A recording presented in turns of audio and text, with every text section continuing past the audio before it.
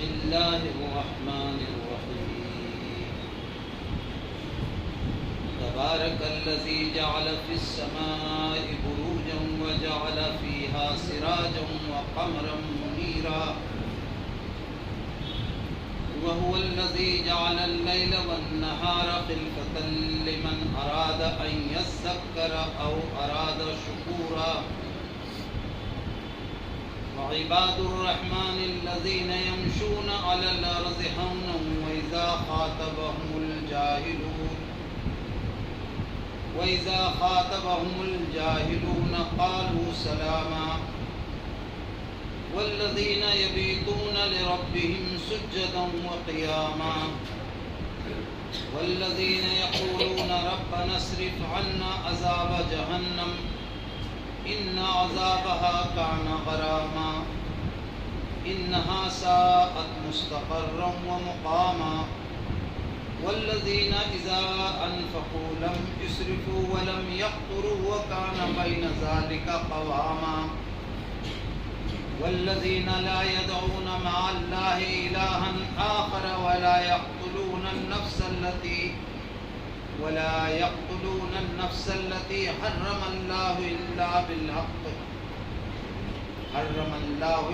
بالحق ولا يزنون ومن يفعل ذلك يلقى أثاما يضاعف له العذاب يوم القيامة ويخلد فيه مهانا إلا من تاب وآمن وعمل صالحا وأولئك يبدل الله سيئاتهم حسنات وكان الله غفورا رحيما ومن تاب وعمل صالحا فإنه يتوب إلى الله متابا والذين لا يشهدون الزور وإذا مروا باللغو مروا كراما والذين إذا ذكروا بآيات ربهم لم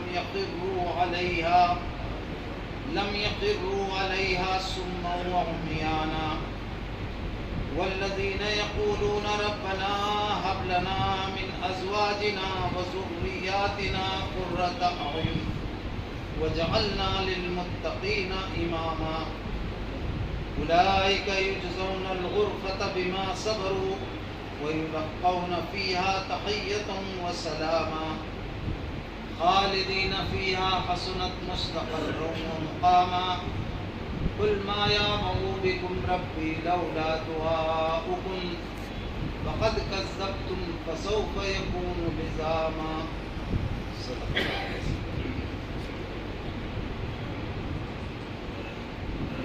گرامی قدر بزرگوں، اسلامی بھائیوں اور عزیز نوجوان ساتھیوں، میں نے آج آپ کے سامنے سورہ فرقان کا آخری رکوع پڑھا ہے۔ یہ سورہ فرقان یہ مکی سورہ ہے۔ قبل اس کے کہ میں اس کے ترجمے اور اس کی تشریح کی طرف آؤں، ایک ضروری بات عرض کر دینا مناسب ہے، یہ ہے کہ یہ قرآن مجید قیامت تک کیسے بھی حالات بنتے رہیں، کیسے بھی نشیب و فراز آتے رہیں، یہ قرآن ہر دور میں ہماری رہنمائی کرنے کے لیے کافی ہے۔ اس وقت ہمارے اس ایمان اور یقین کو جگمگانے کے لیے بہت ساری قوتیں کام کر رہی ہیں۔ اس میں کچھ نظریاتی قوتیں ہیں، جو کچھ سائنس کے ترقی کے نام پر کچھ قوتیں کام کر رہی ہیں، کچھ قوتیں ہیں جو سیاست کے نام پہ کام کر رہی ہیں، کہ مسلمانوں کا یہ یقین ڈگمگا جائے کہ قرآن ہر حال میں ان کی رہنمائی کر سکتا ہے۔ یہ آپ سمجھ رہے ہیں کہ پوری دنیا میں اس وقت جو کشمکش برپا ہے، اس کا ایک مطلب ایسنس آف دا ایونٹ ہے۔ پوری دنیا میں جو حالات ہیں اس کا ایک عرق ہے یہ بالکل کہ ساری دنیا کی شیطانی قوتیں مسلمانوں کے ایمان و یقین کو ڈگمگانا چاہتی ہیں۔ آج کے اس نشست میں میں نے جو سورہ یوں منتخب کی گئی ہے اور اس کا آخری رکوع میں نے پڑھنے کی سعادت حاصل کی، یہ سورہ فرقان ہے۔ قرآن مجید میں سورہ بقرہ میں بھی قرآن مجید کو سورہ فرقان کہا گیا ہے۔ ہم لوگ رمضان کا مہینہ گزار رہے ہیں. رمضان والی جو آیت ہے کہ شہر رمضان الذی انزل فیہ القرآن ھدی للناس وبینات من الہدی والفرقان. رمضان کے مہینے میں یہ قرآن نازل کیا گیا ہے جو ھدی للناس ہے، تمام انسانوں کے لیے ہدایت ہے. مطلب وہ انسان کسی بھی زبان اور کسی بھی قوم کے ہو، قرآن مجید سب کے لیے ہدایت ہے، گائیڈنس ٹو مین کائنڈ ہے. پھر بتایا کہ وہ بینات من الہدی، اس کی جو ہدایت کی باتیں ہیں وہ بہت واضح معجزاتی اثر رکھتی ہے. جیسے بینات قرآن مجید میں نشانیوں اور معجزوں کے لیے استعمال ہوا. اور یہ بات سمجھ لیں کہ قرآن مجید اللہ تعالیٰ کا بہت واضح معجزہ بھی ہے. نبی پاک صلی اللہ علیہ وسلم سے صحابہ کرام نے ایک موقع پر پوچھا کہ اللہ کے رسول انبیاء سابقین کو بہت بڑے بڑے معجزے ملے، جیسے موسیٰ علیہ السلام کا عصا اژدہا بن جاتا تھا، ہاتھے سے بغل سے نکالتے تھے تو بہت روشن ہو جاتا تھا، اور عیسیٰ علیہ السلام کی تو پوری زندگی ہی معجزہ تھی. تو آپ کو کون سا سب سے بڑا معجزہ ملا؟ حالانکہ اگر آپ تھوڑا غور کریں تو حضور بتا سکتے تھے کہ مجھے تو بہت بڑا معجزہ یہ ملا کہ میں نے ہاتھ کے اشارے سے چاند کو 2 ٹکڑے کر دیا. لیکن آپ نے اس کو نہیں کہا. آپ نے کتنی محکم بات فرمائی. آپ نے فرمایا مجھے اللہ تعالیٰ نے جو سب سے بڑا معجزہ دیا ہے وہ ایک قرآن مجید ہے. اس کی جو معجزہ نس ہے، اس کی جو بینات نس کہہ لیجیے آپ، ڈے ٹو ڈے واضح ہوتی چلی جائے. ابھی شاید آپ نے دیکھا ہوگا پچھلے دنوں سوشل میڈیا پہ امریکہ کے بہت بڑے پادری جو ایمان لائے، انہوں نے کہا کہ میں قرآن کو غلط ثابت کرنے کے لیے اور قرآن کی نعوذ باللہ خرابیوں سے دنیا کو آگاہ کرنے کے لیے میں نے قرآن پڑھنا شروع کیا تھا. لیکن قرآن پڑھنے کے بعد مجھے لگا کہ ابھی تک میں حقیقت سے بہت دور تھا، حقیقت مجھے اب ملی. اس طرح بہت سارے واقعات تاریخ میں ہوتے رہتے ہیں. یہاں میں آپ سے صرف یہ گزارش کروں گا کہ ایمان کو بچائے رکھیے. یہی ایمان اگر ہمارا باقی رہا تو انشاءاللہ کشمکش میں غالب پھر ہم ہی ہوں. لیکن اگر ایمان ہی ڈگمگا گیا، قرآن کے بارے میں ہمیں وہ واضح یقین نہیں رہ گیا، تو پھر قرآن ہماری رہنمائی نہیں کرے. پھر جدھر ہم جا رہے ہوں گے ادھر ہی کے حوالے اللہ تعالیٰ ہم کو کر دے. قرآن نے کئی بار بات کہی ہے کہ جو لوگ اللہ سے دور ہو جاتے ہیں، رسول کو سے کنارہ کشی اختیار کرتے ہیں، پھر اللہ تعالیٰ انہیں شیطان کے حوالے کر دیتے ہیں، پھر وہ ادھر ہی ہو کے رہ جاتے ہیں. تو ہمیں آخری سانس تک یہ دعا کرنی ہے کہ پروردگار ہمیں قرآن مجید سے جوڑے رکھے اور قرآن مجید سے ہمارا تعلق مضبوط رہے. ایک بات یہ بھی یاد رکھیے کہ قرآن مجید سے جو لوگ جڑے رہیں گے، فائنل جو مارکا شروع ہوگا اس میں وہی لوگ کامیاب ہوں گے جو قرآن مجید سے جڑے رہیں گے. اور جو بھی ڈگمگایا وہ پھر جو باطل کا سیلاب ہے اس میں وہ بہہ جائے. تو چاہے ہم کم ہی جانتے رہیں، چاہے ہم کم ہی پڑھے لکھے ہوں، لیکن اگر ہم قرآن مجید سے مضبوطی سے جڑے رہیں تو ہم انشاءاللہ بچ جائیں. میں اکثر طلبہ میں وہاں بات کرتا ہوں تو ان کو سمجھانے کے لیے ایک ایگزامپل میں دیتا ہوں، اور وہ ایگزامپل قرآن سے ماخوذ ہے. اللہ تعالیٰ نے فرمایا قرآن مجید کو کہ یہ اللہ کے رسی ہے. وَاعْتَصِمُوا بِحَبْلِ اللَّهِ، اللہ کے رسی کو مضبوطی سے تھام لو. تو اس کا مفہوم زیادہ سمجھ میں نہیں آتا. رسی کو کیسے تھام لے گا آدمی، کیا کرے گا؟ اس کو مثال کے ذریعے جیسے مان لیجیے کہ آپ کا یہ شہر ہے، اس کے بغل میں کوئی دریا ہو اور اس میں سیلاب آ جائے. سیلاب بہت تیز و تند ہو، اس کا فلو بہت زیادہ ہو، پانی کی سطح تیزی سے بڑھ رہی ہو، اور ایک گاؤں ہے جو اس کی زد میں آ گیا. اب گاؤں میں پانی آ گیا، لیکن کوئی حکومتوں کو عام طور سے اس کی کوئی یاد ہی نہیں آتی. لیکن اگر کہیں خوش قسمتی سے یاد آ جائے کسی حکومت کو کہ بھائی، اور وہاں وہ ایک ہیلی کاپٹر بھیجیں، اس میں موٹی موٹی رسیاں لگا دے، ان میں گانٹھ بنی ہوئی ہو، اور وہ کہیں کہ دیکھو اس رسی کو مضبوطی سے تھام لو اور ان گانٹھوں پر اپنے پیر رکھ کر کے بالکل پکڑ کے مضبوطی سے تھام لو، ہم آپ کو اٹھا کے خشکی مل جائے. یہ ہے اللہ کی رسی کا آیا. حبل اللہ، حبل کے معنی رسی کے ہوتے ہیں. اللہ تعالیٰ نے قرآن مجید کو اللہ کی رسی کا. حدیث میں آتا ہے اللہ کے نبی نے فرمایا کہ یہ اللہ کی رسی ہے، اس کا ایک سرا اللہ کے پاس ہے اور دوسرا سرا پکڑ کر کے تم اللہ سے جوڑتے ہو. تو یہ وہ چیز ہے. اگر ہم موجودہ جو شیطانی نظریاتی سیلاب ہے، اگر ہم بچنا چاہتے ہیں تو واحد ذریعہ یہ ہے کہ ہم اللہ کی رسی کو مضبوطی سے تھام لیں. اخذ کرنا ہوتا ہے پکڑنا، لیکن تھامنا دوسری چیز ہے. مثال کے طور پر یہاں کوئی پلر ہے یا کوئی درخت ہے اور بہت تیز آندھی آئی ہے، آپ لڑکھڑا رہے ہیں، کھڑے نہیں ہو پا رہے ہیں، ایسے میں آپ اس درخت کو پکڑ کے تھام لیں اس کو، تو اس کو تھامنا کہتے ہیں. ایسے جو سیلاب ہے پوری دنیا کے اندر، عقیدے کا، اخلاق کا، سیاست کا، تہذیب کا، اس سیلاب میں اگر ہم بچنا چاہتے ہیں تو ہمیں اللہ کی کتاب کو تھامنا پڑے گا، اس رسی کو پکڑ لینا پڑے گا، اور کوئی چارہ نہیں. اب یہ سمجھیں اسی سورے میں وہ آیت آئی ہے کہ جو دنیا میں جتنے نظریاتی الغار ہے، فکری الغار ہے، اسلام کے خلاف نئے نئے نظریے بنائے جا رہے ہیں، قرآن نے اسی سورے میں وہ بات کی. مختصر سا جملہ ہے، اللہ تعالیٰ نے فرمایا وَجَاهِدْهُمْ بِهِ جِهَادًا كَبِيرًا. اس قرآن مجید کو لے کر ان سے زبردست جہاد کرو، ان سے زبردست مقابلہ کرو. ظاہر ہے قرآن کوئی تلوار و بندوق نہیں ہے، یہ قرآن نظریات کا وہ طاقت اور ہتھیار ہے کہ دنیا کے کسی بھی نظریے کو اس کے مقابلے میں فتح نہیں مل سکتی. علامہ اقبال کا نام سنا ہوگا آپ نے، آج سے قریب 100 سال پہلے کی بات ہے. پوری دنیا میں بہت سارے سوالات فلسفے کے حوالے سے اسلام پہ کیے جاتے ہیں. لوگوں نے علامہ اقبال سے کہا کہ ان سوالات کے جواب آپ دیں. پورے یورپ کے بڑے بڑے اسکالر سب لاہور میں جمع ہو. لوگ سمجھ رہے تھے کہ اقبال اپنی پرانی لائبریری کھولیں گے، فلسفے کی پرانی کتابیں کھولیں گے اور اس سے جواب لکھ پائیں گے. علامہ اقبال پورے مجلس میں آئے تو قرآن مجید سے ہاتھ میں لے گئے. کہا میں تمہارے سارے سوالات کا جواب اس کتاب سے دوں گا. دنیا کا ہر صحت مند فلسفہ اس قرآن سے آیا ہے. تو میں صرف یہ بات کر رہا ہوں کہ ہمارے جو نوجوان ہیں، بطور خاص ان سے کہنا چاہتا ہوں کہ آپ کو کسی چیریٹی میں جانے کی ضرورت نہیں ہے، بس آپ اللہ تعالیٰ سے خصوصی دعا کر کے اس کتاب سے جڑ جائیں. اس کتاب سے جڑنے کے لیے یقیناً عربی پڑھنا تھوڑا اتنا آسان بھی نہیں ہے، لیکن اب اس دور میں ہیں ہم جہاں تھوڑی بہت عربی الفاظ وغیرہ کو جاننے کے لیے ہم تھوڑی محنت کر کے سیکھ سکتے ہیں. ہم تو مسلمان ہیں، ہم تو اس کتاب پہ ایمان رکھتے ہیں. ہمارے اندر یہ حوصلہ نہیں ہے تو دوسری قوموں کو ہم اسے کیسے بتائیں. میں آج ایک نشست میں ساتھیوں سے عرض کر رہا تھا، آپ نے شاہ فیصل کا نام سنا ہوگا. ہم لوگوں کے زمانے میں سعودی عرب کے سب سے غنیمت حکمراں تھے. امریکہ میں علاج کرانے جاتے تھے. ان کے جو سب سے بڑے معالج تھے دنیا کے بہت بڑے سائنٹسٹ، ڈاکٹر میڈیکل سائنس، ان کا نام تھا مورس کوکائل.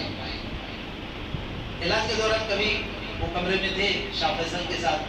جو شاہ فیصل بادشاہ تھے، ابھی تو آپ ان سے تقابل کریں گے تو آپ کو بڑی شرمندگی ہو جائے گی، بہت مایوسی ہو جائے گی، موجودہ سے بادشاہ ہیں. لیکن وہ ذیل آدمی تھے. انہوں نے کہا مورس تم نے قرآن پڑھا ہے؟ وہ پورا مکالمہ مورس نے اپنی کتاب کے اندر نقل کیا. شاہ فیصل نے کہا مجھ سے کہ تم نے قرآن پڑھا ہے؟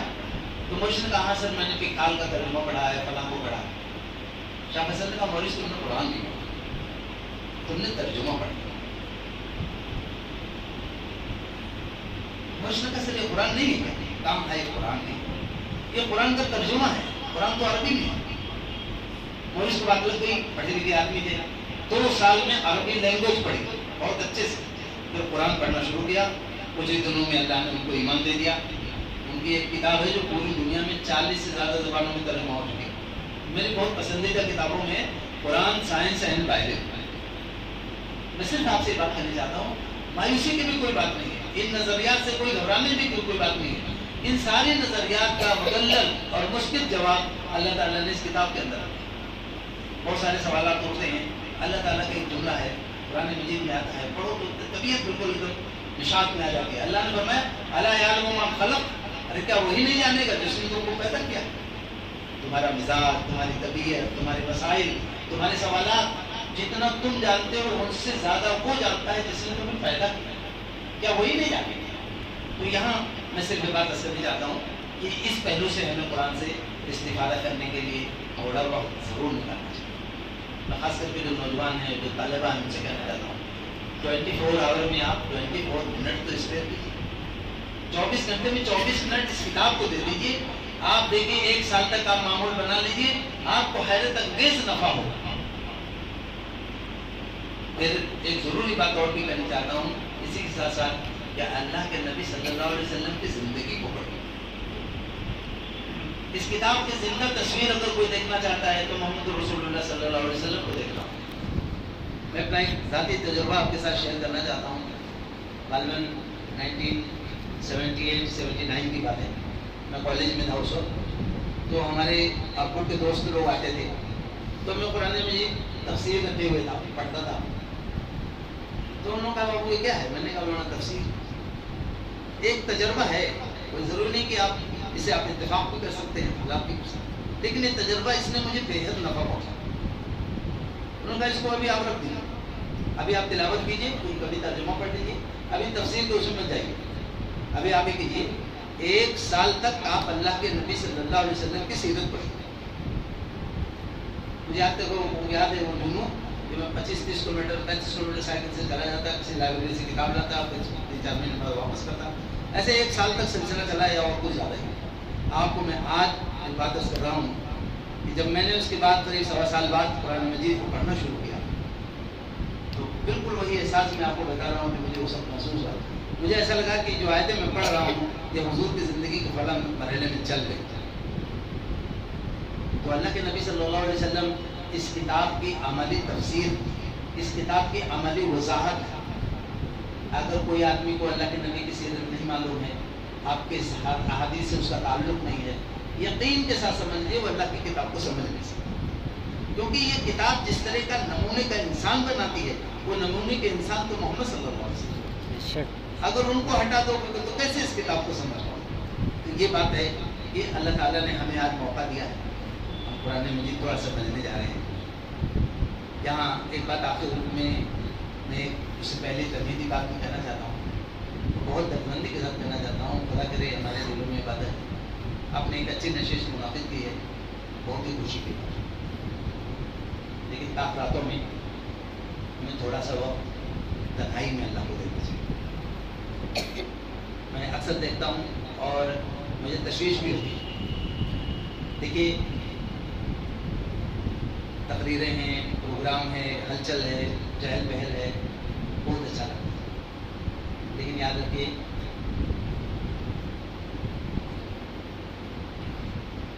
جب رونے کا وقت ہو نا تو رونا چاہیے، جب وہ اللہ کے حضور میں چلنے کا وقت ہو تو اللہ کے حضور میں چلنا چاہیے، اور یہ سب مجمع میں نہیں ہو پاتا، یہ سب تنہائی میں ہوتی ہے۔ تھوڑا سا وقت ضرور فارغ کیجیے رات میں، اللہ سے باتیں کیجیے، اپنی کمزوریاں بتائیے، اور یہ بتائیے کہ اللہ اگر آپ نہیں بچائیں گے تو میں نہیں بچ پاؤں گا۔ یہ چیز ہماری بہت بڑی ضرورت ہے، اور خاص کر کے موجودہ حالات میں جو الغار ہے، جو ایک دم شر ایک دم دندنا رہا ہے، اس میں اگر ہم اللہ تعالیٰ سے ہمارا تعلق نہیں بن پایا اور اللہ کی وہ غیبی مدد ہمارے اوپر نہیں آئی تو کیا آپ سمجھتے ہیں آپ اپنے ہوتے ہوئے حالت کا مقابلہ کر رہے ہیں؟ نہیں کر پائیں گے۔ اللہ کی مدد وہ ہمارے سامنے حال ہوگی تو یہ سارے شیاطین کی جو الغار ہے انشاءاللہ سب مسمسا کے بیٹھ جائے گی، لیکن ضرورت یہ ہے، میں اکثر یہ بات کہتا ہوں کہ ہمارے زمانے کا ایک بہت بڑا مسئلہ ہمارا امت کا یہ ہے کہ ہم اللہ کی توجہ کو اپنی طرف مبذول نہیں کر پاتے، ہم ایسا کچھ نہیں کر پاتے ہیں مچل کے کہ اللہ تعالیٰ ہمیں توجہ سے دیکھے، ہمیں محبت سے دیکھ لے اور ہماری طرف اپنی مدد اور نصرت کو بھیج دے، یہ ہم نہیں کر پاتے۔ ورنہ بہت ساری ایکٹیویٹیز امت کر رہی ہے، پولیٹیکل کر رہی ہے، اکیڈمک کر رہی ہے، سوشل ایکٹیویٹیز چلتی رہتی ہیں، جی ایجوکیشنل ایکٹیویٹیز چل رہی ہیں، لیکن یہ بات ایک حقیقت ہے کہ ہم اپنی تمام سرگرمیوں کے باوجود اللہ کی توجہ کو اپنی طرف مبذول نہیں کرتے۔ تو یہ کہنا ہے، میں بہت ادب کے ساتھ گزارش کروں گا، یہ جو سورہ ہے نا فرقان، سورۃ الفرقان، اس کا میں نے اشارہ کیا کہ ایک نام سورہ بقرہ میں آ چکا ہے، لیکن یہ جو سورہ ہے اس کی پہلی آیت میں بھی اس سورہ کا نام فرقان آ گیا۔ اللہ تعالیٰ نے فرمایا بسم اللہ الرحمن الرحیم تبارک الذی نزل الفرقان علی عبدہ لیکون للعالمین نذیرا۔ یہ پہلی آیت ہی ایک دم آفاقی آیت ہے، بالکل ایک دم یونیورسل میسج دے رہی ہے۔ آیت کا ترجمہ سنیے، تبارک الذی نزل الفرقان علی عبدہ، برکت والی ہے وہ ذات جس نے یہ فرقان اپنے بندے پہ نازل کیا، لیکون للعالمین نذیرا، تاکہ تمام عالم کو خبردار کر دیا جائے۔ صرف عرب کی بات نہیں ہو رہی ہے، تمام عالم کو خبردار کر دیا۔ یہ کتاب ایک آفاقی کتاب ہے، یہ کتاب جو ہماری باؤنڈریز ہیں ان سے بہت اوپر کی کتاب ہے، ایک گلوبل میسج رکھتی ہے تو انٹائر ہیومینٹی اس کی مخاطب ہے، یعنی ہیومینٹی نہیں، تمام جن بھی اس کے مخاطب ہے۔ اور جب اس کتاب پہ عمل ہوگا تو اس کا فائدہ انوائرمنٹ کو بھی پہنچے گا، اس کا فائدہ جانوروں کو پہنچے گا، اس کا فائدہ درختوں کو پہنچے گا، دنیا میں انسانیت کو امن و سکون حاصل ہوگا، آپس میں محبت کی فراوانی ہوگی، دنیا میں لوگ ایک دوسرے کے خیر خواہ ہوں گے۔ کب ہوں گے؟ جب یہ کتاب پوری طرح سے معاشرے میں نافذ ہو جائے گی۔ تو اگر ہم انسانیت کی بھی بھلائی چاہتے ہیں، اپنی بھلائی تو چاہتے ہی ہیں، یقیناً یہ بالکل فطری بات ہے، لیکن اگر آپ انسانیت کی بھی بھلائی کے خواہاں ہیں تو اس کتاب کے ذریعے معاشرے کو بدلنے کی ضرورت ہے۔ تو میں بہت ادب کے ساتھ آپ سے گزارش کروں گا، خدا کے لیے ہم اپنی زندگی میں جو ہماری کوتاہی ہے اس قرآن کے بارے میں مولانا محمود کی ایک بات کبھی بھی ذہن سے محو نہیں ہوتی۔ انہوں نے کہا کہ اگر کسی امت کے پاس اللہ کی کتاب منوعاً موجود ہے، یعنی اس میں کوئی تبدیلی نہیں ہوئی، اور وہ امت دنیا میں ذلیل بھی ہے، بہت غور سے سمجھیے گا، کسی امت کے پاس ایک کتاب موجود ہے اللہ کی اور وہ امت دنیا میں ذلیل بھی ہے، تو طے سمجھ لو کہ وہ امت اس کتاب کے ساتھ ضرور کوئی بھیانک ظلم کرے، ورنہ وہ امت اگر اس کتاب کو منوعاً اپنے پاس رکھتی ہے تو اس کو عزت اور سرفرازی حاصل ہونی چاہیے۔ اگر ہمارے پاس یہ قرآن ہے تو ہمیں ضرور سوچنا چاہیے، کیا واقعی ہم دنیا میں سرفراز ہیں؟ کیا دنیا میں واقعی ہمیں عزت و سرخروئی حاصل ہے؟ شاید آپ احساس کریں گے بات ایسی ہے نہیں۔ ملک میں اور ملک کے باہر ہر جگہ ہمارا حال ڈگماتی کشتی جیسا بنا ہوا ہے، کب ڈوبی، صرف اور صرف اس کشتی کو بچا سکتی ہے تو یہ اللہ کی کتاب بچا سکتی ہے۔ اللہ کی کتاب کو مضبوطی سے پکڑ لیں اور اس کتاب کے لانے والے کی زندگی کو اپنے لیے آئیڈیل مان لیں، انشاءاللہ آپ دیکھیں گے جملہ مسائل زندگی کے دھیرے دھیرے سدھرتے چلے جائیں۔ تو یہاں میں جو ایک اشارہ کرنا چاہ رہا تھا کہ اس کتاب کی اپنی بہت بڑی اہمیت ہے، ہمارا ایک بہت بڑا ڈرا بیک یہ ہے کہ ہمارا تعلق اس کتاب سے کم سے کم۔ میں اپنے گاؤں کی بات کر رہا ہوں کہ گاؤں میں کوئی بھی آدمی ایک حد سے ہے کہ ایسا نہیں کوئی ان پڑھ ہے ہی نہیں، سب ماشاءاللہ پڑھے لکھے ہیں، اردو سب کو اچھی آتی ہے، لیکن عربی جو ہے کبھی کبھی پرانے لوگ نہیں پڑھ پاتے تھے۔ مجھے اچھی طرح آدمی گاؤں میں رہتا تھا، رمضان میں لوگ آتے کہتے بھیا آپ پڑھیے تو میں آپ کے پاس بیٹھ جاؤں، تو میں کہتا بھیا آپ بات نہیں کریں گے، لیکن کہ ہاں آپ بات نہیں کریں گے، آپ پڑھیے۔ ایسے لوگوں نے قرآن ختم کیے باقاعدہ، یعنی لوگوں سے گزارش کرتے تھے کہ بابا آپ کتنا پڑھ رہے ہیں، تو جو اتنا پڑھیں گے تو میں روزانہ بیٹھ کے سنوں گا۔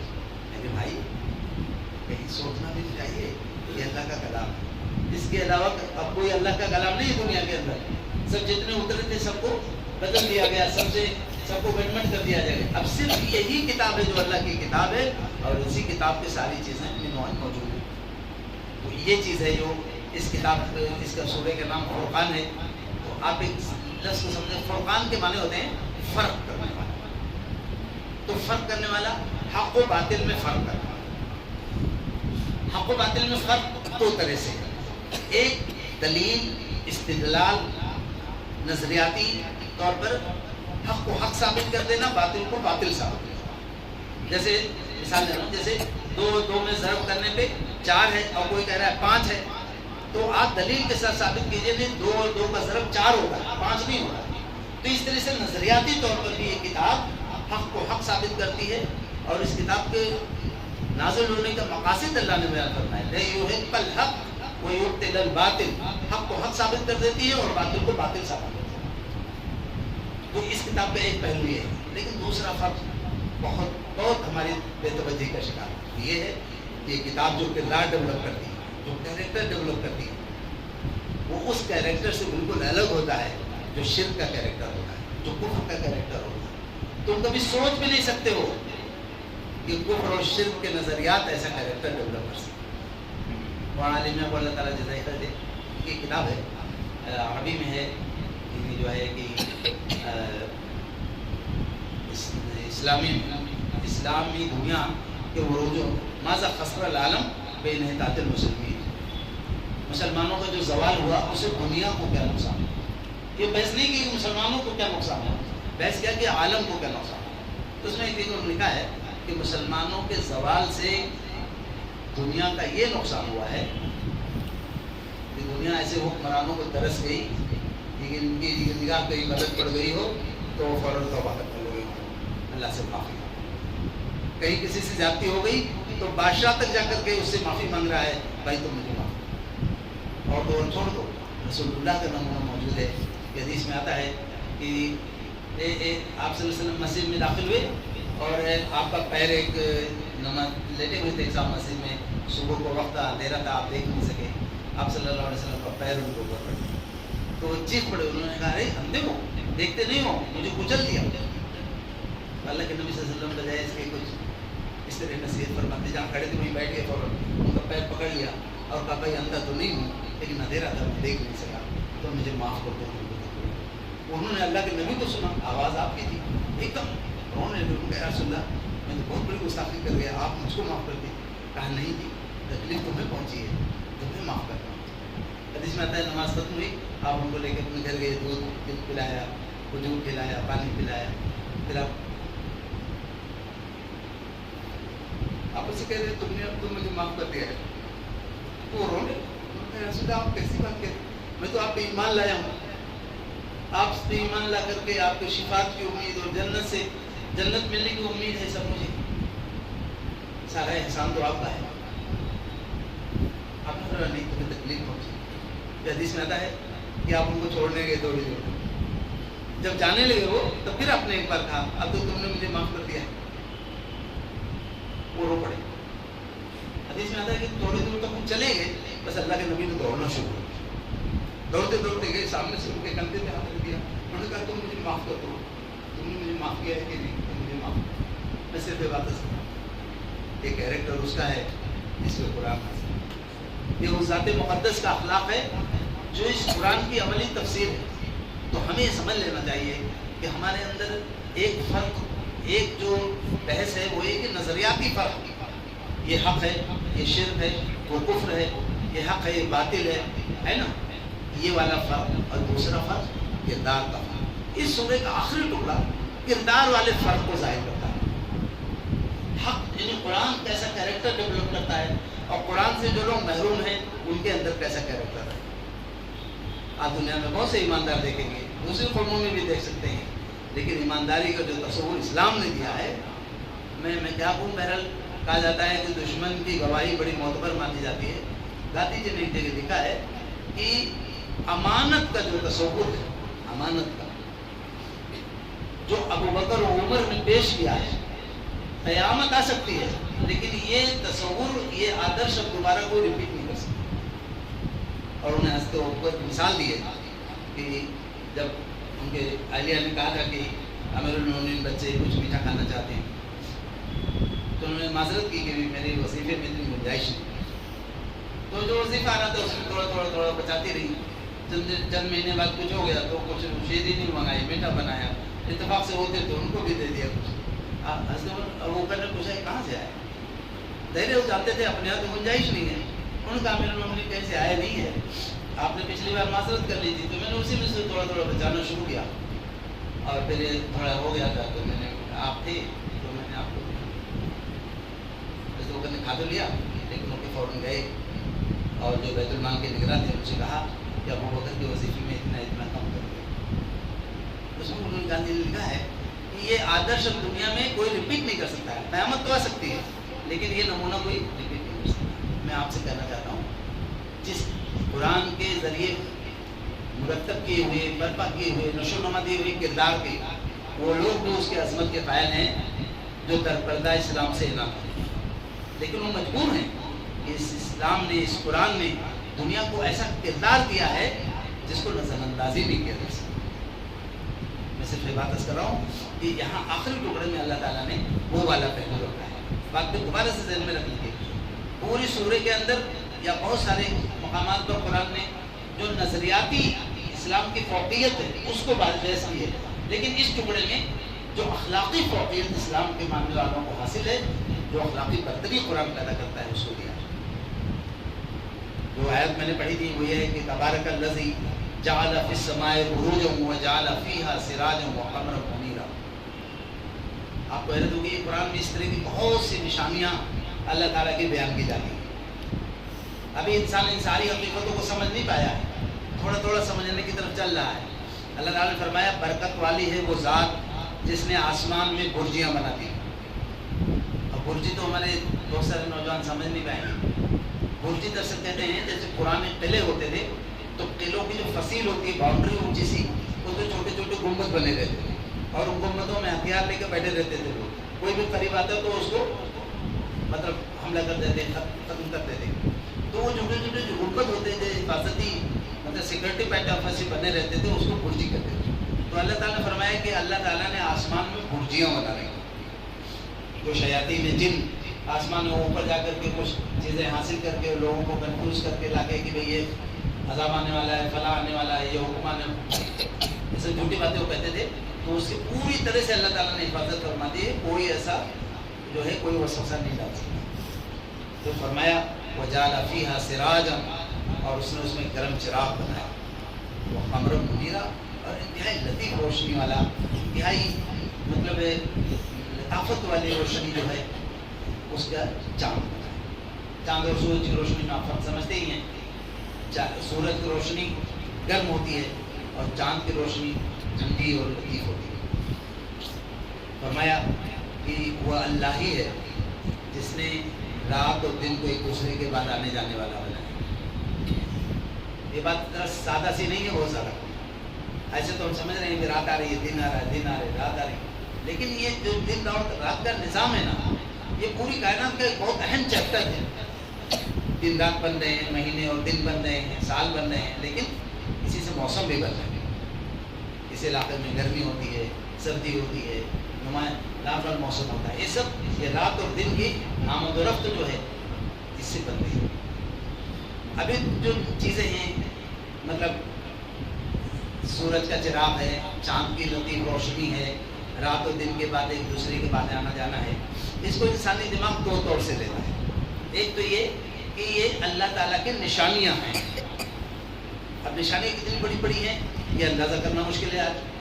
کہ زمین سورج سے تقریباً 14 کروڑ کلومیٹر کو 9 کروڑ 30 لاکھ میل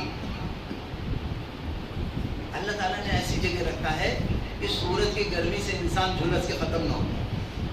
اگر جتنی دور ہے ابھی اس سے آدھی دوری اور دور کر دی جائے تو پوری زمین برف سے ڈھک جائے.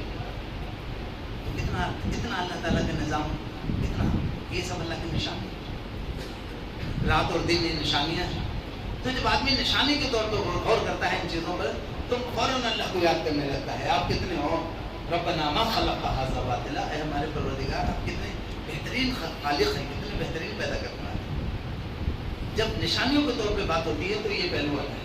لیکن بہت ہی غور سے سمجھیے, یہی چیزیں جب نعمت کے پہلو سے آتی ہیں, اللہ آپ نے سورج کی روشنی نہ کی ہوتی تو ٹھنڈک میں کیا حال ہوتا, اللہ اگر رات ہی رات رہتی تو ہمارا کیا حال ہوتا, تمدن کا کیا حال ہوتا, اگر موسم ایک جیسے رہتے تو پھر انسانی تمدن کیسے بچتا. تو جب انسان ان پہلوؤں سے غور کرتا ہے کہ اللہ کی نعمتیں بھی ہیں تو اللہ تعالیٰ کا شکر ادا کرنے لگتا ہے. تو چنانچہ آخری جملہ کہا گیا لمن اراد ان یذکر او اراد شکورا, تاکہ وہ اللہ کے ذکر کرنے لگیں ان نشانیوں کو دیکھ کر اور ان نعمتوں کو دیکھ کر اللہ تعالیٰ کا شکر ادا کریں. اب یہاں سے وہ بات شروع ہوتی ہے. میں چاہوں گا کہ تھوڑا سا ہم لوگ یہاں سے جو بات ہو رہی ہے اس کے لیے ایسے نہ سنیں, صرف ایسے ہم دیکھیں کہ میں کہاں ہوں. یہ جو اللہ تعالیٰ صفات بیان کر رہے ہیں, اللہ تعالیٰ جو اپنے چہیتے بندوں کی کوالٹیز کو جو ڈسکس کر رہے ہیں, تو ہم یہ دیکھیں کہ کہیں میں بھی فٹ ہوتا ہوں کہ نہیں. فرمایا وَعِبَادُ الرَّحْمَنِ الَّذِينَ يَمْشُونَ عَلَى الْأَرْضِ هَوْنًا وَإِذَا خَاطَبَهُمُ الْجَاهِلُونَ قَالُوا سَلَامًا. دو جملے شاید میں ہیں کہ جو رحمان کے بندے ہوتے ہیں, جو رحمان کے چہیتے اور منتخب اور دلارے بندے ہیں, ان کی پہلی پہچانیں بتائی جا رہی ہے کہ وہ بندے ہیں نا, عباد سے لفظ شروع ہوا تو بندے ہیں, تو بندے ہی رہتے ہیں. ان کے اندر تکبر بھی ہے. کیا فرمایا کہ یمشون علی الارض ہونا, زمین پہ نرم چال چلتے, تکبر کی چال نہیں چلتے. وہ زمین کے مالک ہیں, ایسی چال نہیں چلتے, زمین پہ نرم چال چلتے. یہ نرم چال کیسے سمجھ میں آئے گی؟ ایسے تو سمجھنا مشکل ہے. میں نے جو ابھی بات اشارہ کیا تھا اس کو رسول کو دیکھ کے سمجھنا پڑے گا. تو رسول اللہ صلی اللہ علیہ وسلم کے چلنے کے بارے میں جو حدیث میں کیفیت آتی ہے کہ جیسے مان لیجیے کہ یہ آپ کے یہ چھت ہے اور ایسے تھوڑا ڈھلان کا راستہ، اب اس پہ اگر کوئی آدمی یہاں سے وہاں تک آئے گا، وہاں سے چلنا شروع کرے گا تو وہ کیسے چلے گا؟ اپنے قدم بہت مضبوط رکھے گا تاکہ جو ڈھلان ہے اس میں کہیں لڑک نہ جائے، اور ادھر ادھر نہیں دیکھے گا، اپنے راستے کو دیکھے گا، ذرا سے بھی نظر سلپ کر گئی الٹ سکتا ہے۔ اللہ کے نبی صلی اللہ علیہ وسلم کے بارے میں آتا ہے فدا امی ہوگی ہم اور ہمارے ماں باپ کا قدر، آپ صلی اللہ علیہ وسلم کے بارے میں آتا ہے آپ ایسے چلتے تھے جیسے فراز سے نشب کی طرف، اوپر سے نیچے کی طرف، بہت مضبوط قدم جماتے ہوئے اور جو ہے نگاہ کو بہت جو ہے خاص کرتے ہوئے، اکڑ کر نہیں چلتے تھے، تو اس طرح زمین پہ چلتے ہیں۔ رحمان کے بندے وہ ہیں جو زمین پہ نرم چال چلتے ہیں۔ اس کو سمجھنے کے لیے آپ اس طرح کر سکتے ہیں کہ ان کے چال چلن میں، ان کے رفتار میں، ان کے چلنے کے انداز میں کہیں سے بھی تکبر نہیں۔ قرآن نے اس کو کئی جگہ کہا، سورہ بنی اسرائیل میں بھی کہا وَلَا تَمْشِ فِي الْأَرْضِ مَرْحًا، زمین پہ اکڑ کے مت چلو، إِنَّكَ لَن تَخْرِقَ الْأَرْضَ وَلَن تَبْلُغَ الْجِبَالَ طُولًا، نہ تو تم زمین کو پھاڑ سکتے ہو اور نہ پہاڑوں کی طرف بلند ہو سکتے ہو۔ تو یہ جو بات کہی جا رہی ہے کہ زمین پہ اکڑ کے مت چلو، تم بندے ہو نا، عبادت سے بات شروع کی گئی تو بندہ جو ہے اس کو بندہ ہی رہنا، یہ بندگی کا جو رس ہے نا، جس کو بندگی کا رس مل جاتا ہے تو فرعون اور نمرود نہیں ہو سکتا۔ اقبال نے کہا غریب بات کہی ہے، بہت فلسفیانہ بات ہے، وہ کہتے ہیں کہ مقام بندگی لے کر نہ لوں شان خدا بندی، اگر مجھے کوئی نمرود فرعون بنانا چاہے تو میں نہیں بنوں گا، میں تو بندہ ہوں نا، اپنے لذت بندگی کو میں نہیں پہنچ سکتا۔ تو یہ چیز ہے کہ وہ جو بندہ ہے بندہ ہی رہنا، تکبر نہیں کرنا، اکڑتا نہیں۔ شاید کبھی میں نے آپ کے سامنے بات ذکر کی کہ اللہ کے نبی صلی اللہ علیہ وسلم ایک صحابی کے باغ میں گئے، کوئی چیز کرسی نما وہاں کام چل رہا تھا لکڑی کا، تو انہوں نے بیٹھا دیا ہو، تو تھوڑا کوئی تیار کیا کھانا اور لے کے آئے، تو پڑھنے کا کام چل رہا تھا تو اسی پہ لگا دیا، کہا رسول اللہ کھا لیا، کچھ موشو۔ اللہ کے نبی ادھر کر کے نیچے بیٹھ گئے اور رونے لگے، آپ نے فرمایا میں غلام ہوں، کون کہہ رہا ہے؟ اس کے ہم فرشتے حاضری دے رہے ہیں، آپ چاہتے تو فرشتے آپ کا دسترخوان لگا سکتے ہیں۔ آپ نے فرمایا زمین پہ ایسے بیٹھ گئے، آپ نے فرمایا میں ایک غلام ہوں، میں غلاموں کی طرف سے بیٹھ گیا۔ تو جس ذات اقدس کی سیرت کے ہدایت و دیوانگی ہمیں مطلوب ہے، آپ کی زندگی یہ ہے کہ اس میں کہیں سے تکبر کی کوئی جھلک بھی نہیں۔ تکبر کا ایک معاملہ اس وقت بھی آتا ہے جب مان لیجیے مجھ سے کوئی کمتر ہو اور میں اسے حقیر سمجھوں، میں اس کا مذاق اڑاؤں، تصدیق کروں، یہ چیز بھی اس کی گنجائش نہیں ہے۔ ہر ایسی کسی خصلت کا کہیں نہ کہیں اس کا سرا جا کے تکبر سے ملتا ہے۔ تو اللہ کے نبی صلی اللہ علیہ وسلم کی حیات مبارکہ میں اس طرح کی کوئی بھی چیز آئی تو آپ نے اس کو سختی سے مانا۔ ایک صحابیہ ہیں، انہوں نے دوسری صحابیہ کے بارے میں کہا کہ یا رسول اللہ وہ تو بس اتنی سی ہیں، کب چھوٹا تھا، آپ ناراض ہو گئے۔ آپ نے فرمایا تم نے ایسی بات کہتی ہے کہ اگر یہ بات سمندر میں ڈال دی جائے تو اس کا سارا پانی کڑوا ہے۔ اللہ کو تو ایسی ہی صفیہ پسند ہے اور تمہیں نہیں پسند، کتنی عجیب دلیل ہے۔ اللہ کو ایسی پسند تھی وہ، تبھی تو اللہ نے ان کو ایسا بنایا۔ اب اگر تم اس پر معترض ہو یا اس کو حقارت یا جو ہے تضحیق کے بات سمجھتے ہو تو بہت خطرناک بات ہے۔ تو یہاں جو پہلی بات بتائی، دیکھیے عباد الرحمان کی صفت پہلی جو بتائی جا رہی ہے، یہ تکبر نہیں کرتے، حالانکہ وہ نماز پڑھتے ہیں اور روزہ رکھتے ہیں اور جہاد کرتے ہیں اور صدقہ کرتے ہیں۔ پہلی بات بتائی جا رہی ہے کہ تکبر نہیں کرتے، کیونکہ وہ عبد ہے، عباد ہے وہ، اور عباد کی پہچان ابدیت سے، تکبر سے نہیں ہے۔ اسی لیے آپ دیکھیں میں نے کہ حدیث ہے اس کی بہت عجیب و غریب ہے حدیث، اللہ کے نبی نے فرمایا کہ ایک ہی سینے میں تکبر اور ایمان دونوں ساتھ میں جمع نہیں ہو سکتے۔ خطرناک بات ہے، اگر تکبر ہے تو ایمان کو نکالتا ہے، اور ایمان ہے تو تکبر کو وہاں نہیں رکھتا۔ ایک موقع پہ آپ نے فرمایا الکبریاء، اللہ تعالیٰ کا جملہ نقل کیا، الکبریاء ردائی، یعنی اللہ تعالیٰ کہتے ہیں کہ کبریائی میری چادر ہے۔ اب وہ جو اگر میری چادر کھینچ رہا ہے، وہ مجھے ننگا کرنا چاہتا ہے تو مجھ سے اعلان جنگ کریں۔ یہ بہت بڑے مجاہد عالم تھے، وہ 4 بھائی تھے، چاروں ایمان لائے تھے اور چاروں عالم ہوئے دلی میں، اور اس میں چاروں نے جا کے سید احمد شہید سے بیعت کی اور چاروں نے جہاد کی۔ وہ بہار کے رہنے والے، تو اس میں ایک صاحب ہے، ان کا نام ہے عبد الکریم مسلم، شاعر بھی ہے. انہوں نے ایک شعر کہا ہے بہت عجیب و غریب کہ بندے خاکی کو ہوئے خاکساری چاہیے، کبریا کو ہی روا ہے کبریائی کا دماغ. تو ہم عبد ہیں، ہمیں عبد ہی رہنا چاہیے، عبدیت کی لذت سے ہمیں سرشار ہونا چاہیے. پھر فرمایا کہ وَإِذَا خَاطَبَهُمُ الْجَاهِلُونَ قَالُوا سَلَامًا. اتنی جامع بات یہاں کہی گئی ہے کہ صحیح بات ہے، اللہ نہ کہے تو کوئی انسان نہیں کر سکتا اس طرح. پہلی بات بتائی کہ وہ تکبر نہیں ہوتا، بات چیت میں، چلنے پھرنے میں، معاملات میں، اٹھنے بیٹھنے میں، کھانے پینے میں، کہیں بھی تکبر نہیں، برتاؤ میں. ایک بات جو عباد الرحمن ہے، ان کی جو ڈے آورس ہیں اس میں ایک چیز یہ ہوتی ہے کہ ان کی زندگی کے اٹھک بیٹھک میں تم کہیں تکبر نہیں پاؤ. اور دوسری بات جو ہوتی ہے وہ یہ کہ وَإِذَا خَاطَبَهُمُ الْجَاهِلُونَ قَالُوا سَلَامًا. اگر جاہل کبھی ان سے اونچاپن کرنے لگتے ہیں، الجھنے لگتے ہیں، تو ان سے الجھ کر کے اپنا وقت نہیں خراب کرتے. کتنی حکیمانہ بات کہی جا رہی ہے، امت مسلمہ کے لیے کتنی حکیمانہ ایک روٹ طے کیا جا رہا ہے. اور میں کہ جو جب جاہل ان سے الجھنے لگتے ہیں یا ان سے بدتمیزی کر کے ان کو الجھانے کی کوشش کرتے ہیں تو کہتے ہیں السلام علیکم، چلے جاتے. آپ نے ایک محاورہ دیہات کا سنا ہوگا ہندی زبان میں کہ ہاتھی چلا جاتا ہے اور کتے بھوکتے رہے. تو یہ جاہل اگر بھوک بھوک کے آپ کا راستہ روکیں تو آپ کو اپنا راستہ کھوٹا کرنے کی ضرورت نہیں ہے. آپ کو اپنا کام کریں، آپ دیکھیں یہ نہیں سننے کو تیار ہے، آگے بڑھیں. تو اہل جو عباد الرحمن ہیں ان کی دو صفتیں ایک ہی آیت میں بتائی گئی، اور وہ دونوں صفتیں گویا دن میں ان کے جو مومنٹ ہے، دن میں ان کے جو حرکتیں ہیں اس سے متعلق ہے. پہلی بات یہ ہے کہ وہ تکبر سے پوری زندگی خالی رہتی ہے، وہ عباد ہیں، بندے ہیں تو بندے ہی ہیں. اور دوسری بات یہ ہے کہ ان کی زندگی اتنی حکیمانہ ہوتی ہے کہ کسی لایانی بات میں، فضول بات میں اپنا وقت نہیں ضائع کرتے. اگر کچھ جاہل لوگ ان کو چھیڑتے ہوئے ان کا راستہ روکنے کی کوشش کرتے ہیں تو وہ سلام کہہ کر گزر جاتے ہیں، اپنا راستہ کھوٹا نہیں کرتے. یہ حکمت کی بات ہے جو اہل ایمان اپنی زندگی میں اختیار کرتے ہیں. میرے بھائی، یہ اہل عباد الرحمن کے دن کی باتیں ہیں، لیکن عباد الرحمن کی رات کیسے گزرتی ہے؟ عباد الرحمن کا دن ایسے گزرتا ہے، لیکن عباد الرحمن کی راتیں کیسے گزرتی ہیں؟ وہ اگلی آیت میں وَالَّذِينَ يَبِيتُونَ لِرَبِّهِمْ سُجَّدًا وَقِيَامًا. آپس میں ایک دوسرے سے گھٹی ہوئی ہیں، یہ آیت ایک دوسرے سے کلوزلی ریلیٹڈ ہے. دن بتایا کہ کیسے گزارتے ہیں، اب رات بتائی جا رہی ہے کیسے گزرتی ہے.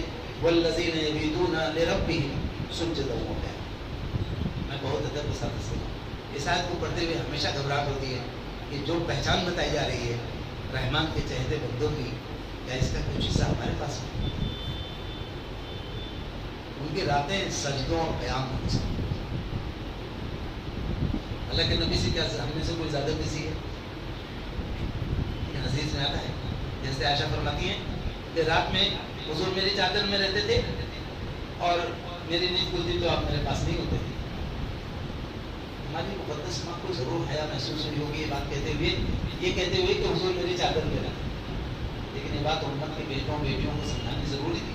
تو آپ کہتی ہیں کہ جب میں حضور کو نہیں پاتی تو کمرے میں گھوم پتیرا رہتا ہے، تو میں اس میں ایسے ٹٹول کے حضور کو تلاش کرتا، کہیں مل جاتے. تو کبھی کبھی ایسا ہوتا کہ بیوی تو تھی، کوئی ایسا پردہ تو تھا نہیں، تو ایسے کہتی ہے میں حضور کے چہرے پہ نیچے سے ہاتھ رکھ دیتی تو آپ کا چہرہ آنسوؤں سے ہوتا، اور پلٹ کے ایسے زمین پہ ہاتھ رکھ دیتی تو زمین آنسوؤں سے ہوتی. دنیا کا انسانی تاریخ کا سب سے بزی آدمی ہے، جو سب سے مصروف ترین شخصیت جو ہے، جس کا ایک ایک لمحہ جدوجہد سے عبارت ہے، وہ اپنے راتوں کو اتنا استعمال کرتے ہیں کہ صحیح حدیث میں آتا ہے آپ کے پیروں کو ورم آئے. امہات المومنین آپ کے پیروں کو وہ کر کے تھوڑا درست کر دیجیے، کہ اتنی زیادہ تکلیف ہو جاتی ہے. یہ تو آپ کا حال تھا. آپ کے جو اصحاب تھے نا، ہم کبھی کبھی کہتے ہیں، میں بہت ادب کے ساتھ گزارش کرنا چاہوں گا، یہ عذر انتہائی بیوقوفی کے ہونا ہے. ہم کس کو عذر پیش کرتے ہیں؟ کیا یہ عذر ہم اللہ کو پیش کر سکتے ہیں؟ ہمیں اپنا وقت نکالنا چاہیے، ہمیں اپنا وقت ایسے اس کے ٹائم شیڈول بنانا چاہیے کہ ہم اپنے رب سے تنہائی میں بھی بات. وَالَّذِينَ يَبِيتُونَ لِرَبِّهِمْ سُجَّدًا وَقِيَامًا. یہ نہیں کہا جا رہا ہے کہ سب سے اولیت درجے کا مخاطب تو صحابہ ہی، لیکن بتایا جا رہا ہے تمام الرحمان کے جو بندے بننا چاہتے ہیں اچھے سچے بندے ان کے اندر ایک کوالٹی ہونی چاہیے. اب میں آپ کو تھوڑا اشارہ کرنا چاہتا ہوں کہ صحابہ جہاد میں رہتے ہیں. جہاد کا سفر کیسا ہوتا ہے؟ کچھ لوگ پہرے دے رہے ہیں تو کچھ لوگ قیام لیل کر رہے ہیں. پھر وہ آ جاتے تھے جگہ بدل کر کے اب وہ چلے جاتے تھے قیام لیل کا کچھ ادا کرتے. ایک صحابی ہے ان کا نام ہے حضرت سعید بن عامر. سعید بن عامر بہت ہی باشعور اور بہت ہی صحیح لوگوں میں شمار ہوتا تھا. حضرت عمر خلیفہ تھے تو ہم اس کے صوبے کے گورنر کی جگہ خالی ہو گئی تو انہیں سعید بن عامر کو بلایا کہا ایسا کرو تم وہاں جا کے گورنر کی جگہ وہاں چلو. سعید بن عامر کیسے آدمی تھے انہوں نے تلوار ہر آدمی لگائے رہتا تھا تلوار ایسے نکال لی اور امیر المومنین کے ہاتھ میں سے دے دیا. کہا امیر المومنین اسی تلوار سے آپ میرا سر پھڑ دیں لیکن مجھے اس امتحان اور ناراض ہوئی. ان کا اچھا تم لوگوں نے اللہ اس کے رسول کے حوالے سے مجھ کو تو اس امتحان میں ڈال رکھا ہے اور اب تم لوگوں کو مجھے میرا ساتھ دینا ہوتا ہے تو تم ادھر ادھر رہو. یاد رکھو اگر میں پکڑا گیا اللہ کیا تو چھوڑوں گا نہیں کسی کو. تمہیں اس کام میں میرا ساتھ دینا ہی پڑے گا. انہوں نے تلوار نیامی کی سیدھے چلے. ہر 5-6 مہینے میں حضرت عمر ہر ریاست اور ہر ڈی ایم جو ہوتے ہیں عاملی ان کی رپورٹ لیتے ہیں. تو اس علاقے سے ایک وفد آتا تھا. وہ وفد آیا مدینے وہاں کے شہر کے لوگوں کا. رستے میں نے پوچھا بھائی ہمارے گورنر کا کیا حال ہے تو لوگوں نے کہا میرے گورنر صاحب تو بہت ہی بیکار بہت اچھا بہت معاملہ فہم بھی ہیں بہت خدا درس ہے. رستے میں نے کہا یہ تو میں صرف جانتا ہوں کوئی ایسی بات جو قابل اصلاح ہو ان میں وہ بتاؤ تو ہم اس پہ توجہ کریں. تو ان لوگوں کو تھوڑا حوصلہ ملا تو کہا کہ امیر المومنین کچھ باتیں ہیں جو سر سمجھ میں بھی نہیں آتی. آپ سوچیے گا ذرا گورنر ہے وہ آج گورنر کے لیے کیا کیا کچھ ہوتا ہے. عزت و آبرو و ضمیر تک بیچ دیتے ہیں لوگ. لیکن سعید بن عامر کے بارے میں لوگوں نے کہا کہ امیر المومنین ایک بات جو ہے وہ یہ ہے کہ صبح میں نہیں ایک بات یہ ہے کہ رات میں جب عشاء کے بعد ہمارے پاس سے چلے آتے ہیں تو اگر 2-3 گھنٹے بعد کبھی اچانک ہمیں کوئی ضرورت پڑ گئی تو بلاتے رہو جواب بھی نہیں دیں گے. باہر نکلنے کے تو بات دور کی جواب ہی نہیں دیتے. تو حضرت عمر کو تشویش کہا بھی یہ تو بات تھوڑی تھی توجہ نہیں. اور کیا ہے ان کا امیر المومنین ایک بات ہو رہے ہمیشہ دن میں دیر سے نکلے گی کافی دن چڑھ جائے گا تب نہیں. یہ بھی بات قابل اصلاح. تب کوئی اور بات کہاں امیر المومنین ایک بات یہ ہے کہ 10 دن 15 دن میں ایک بار بالکل نہیں نکلے گی اثر کے وقت قریب نکلے گی. پھر ایک بات یہ ہے کہ امیر المومنین باتیں کرتے رہتے ہیں بس اچانک بے ہوش ہو تو کہا چاہ آپ لوگ ہی رہیے. ایک صاحب کو بھیجا کہا جا کے بولا آپ کئی دن لگے آئے ہو جب تو ان کا سید دیکھو ایسا ہے کیا بات حضرت عمر کا حسن زن آپ سے نظر کر رہا ہوں. اس واقعے کو قریب 40 سال پہلے میں نے پڑھا تھا آج تک بالکل اسی طرح سے ہوں.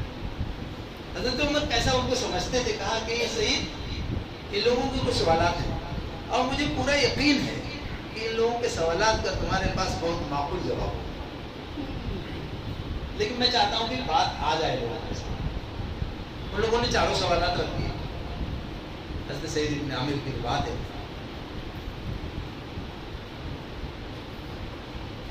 انہوں نے کہا امیر المومنین یہ جو سوالات ہیں نا ان کے جوابات میں جو باتیں ہیں اس میں کچھ باتیں میرے اور میرے رب کے درمیان راز کی بات ہے.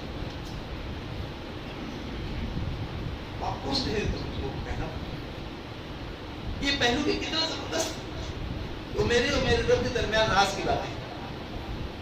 پہلے سوال کا جواب دیا. کہا امیر المومنین جب آپ نے مجھے ذمہ داری دی تھی نا تو اسی وقت میں نے طے کر لیا تھا کہ دن کا وقت بندگان خدا کا اور رات کا وقت میرے رب کا. امیر المومنین میں عشاء تک لوگوں کے ساتھ رہتا ہوں اس کے بعد میں آتا ہوں کچھ کھانا وغیرہ کھاتا ہوں پھر میں 2 گھنٹے آرام اس کے بعد میں اٹھ جاتا ہوں. پھر جب میں اپنے رب کے حضور کھڑا ہو جاتا ہوں تو امیر المومنین مجھے کسی کی صدا نہیں سنی. میں اپنے رب سے محبوب گفتگو ہوتا ہوں تو مجھے باہر کی کسی سرگرمی کا کچھ اندازہ نہیں ہوتا. تو بندے نے کیا سوچا ہوگا، اتنا اس نے زن تھا مجھے، یہ تو اس سے بھی آگے نکلا۔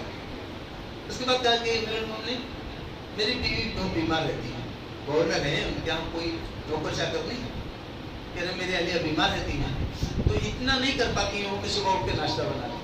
تو امیر المومنین کبھی میں چولہا جلا دیتا ہوں، کبھی میں آٹا گوندھ دیتا ہوں، تو تھوڑا کام وہ کر دیتی ہے، تھوڑا میں کر دیتا ہوں، پھر کھانا میں بنا لیتے ہیں، کھا لیتے ہیں۔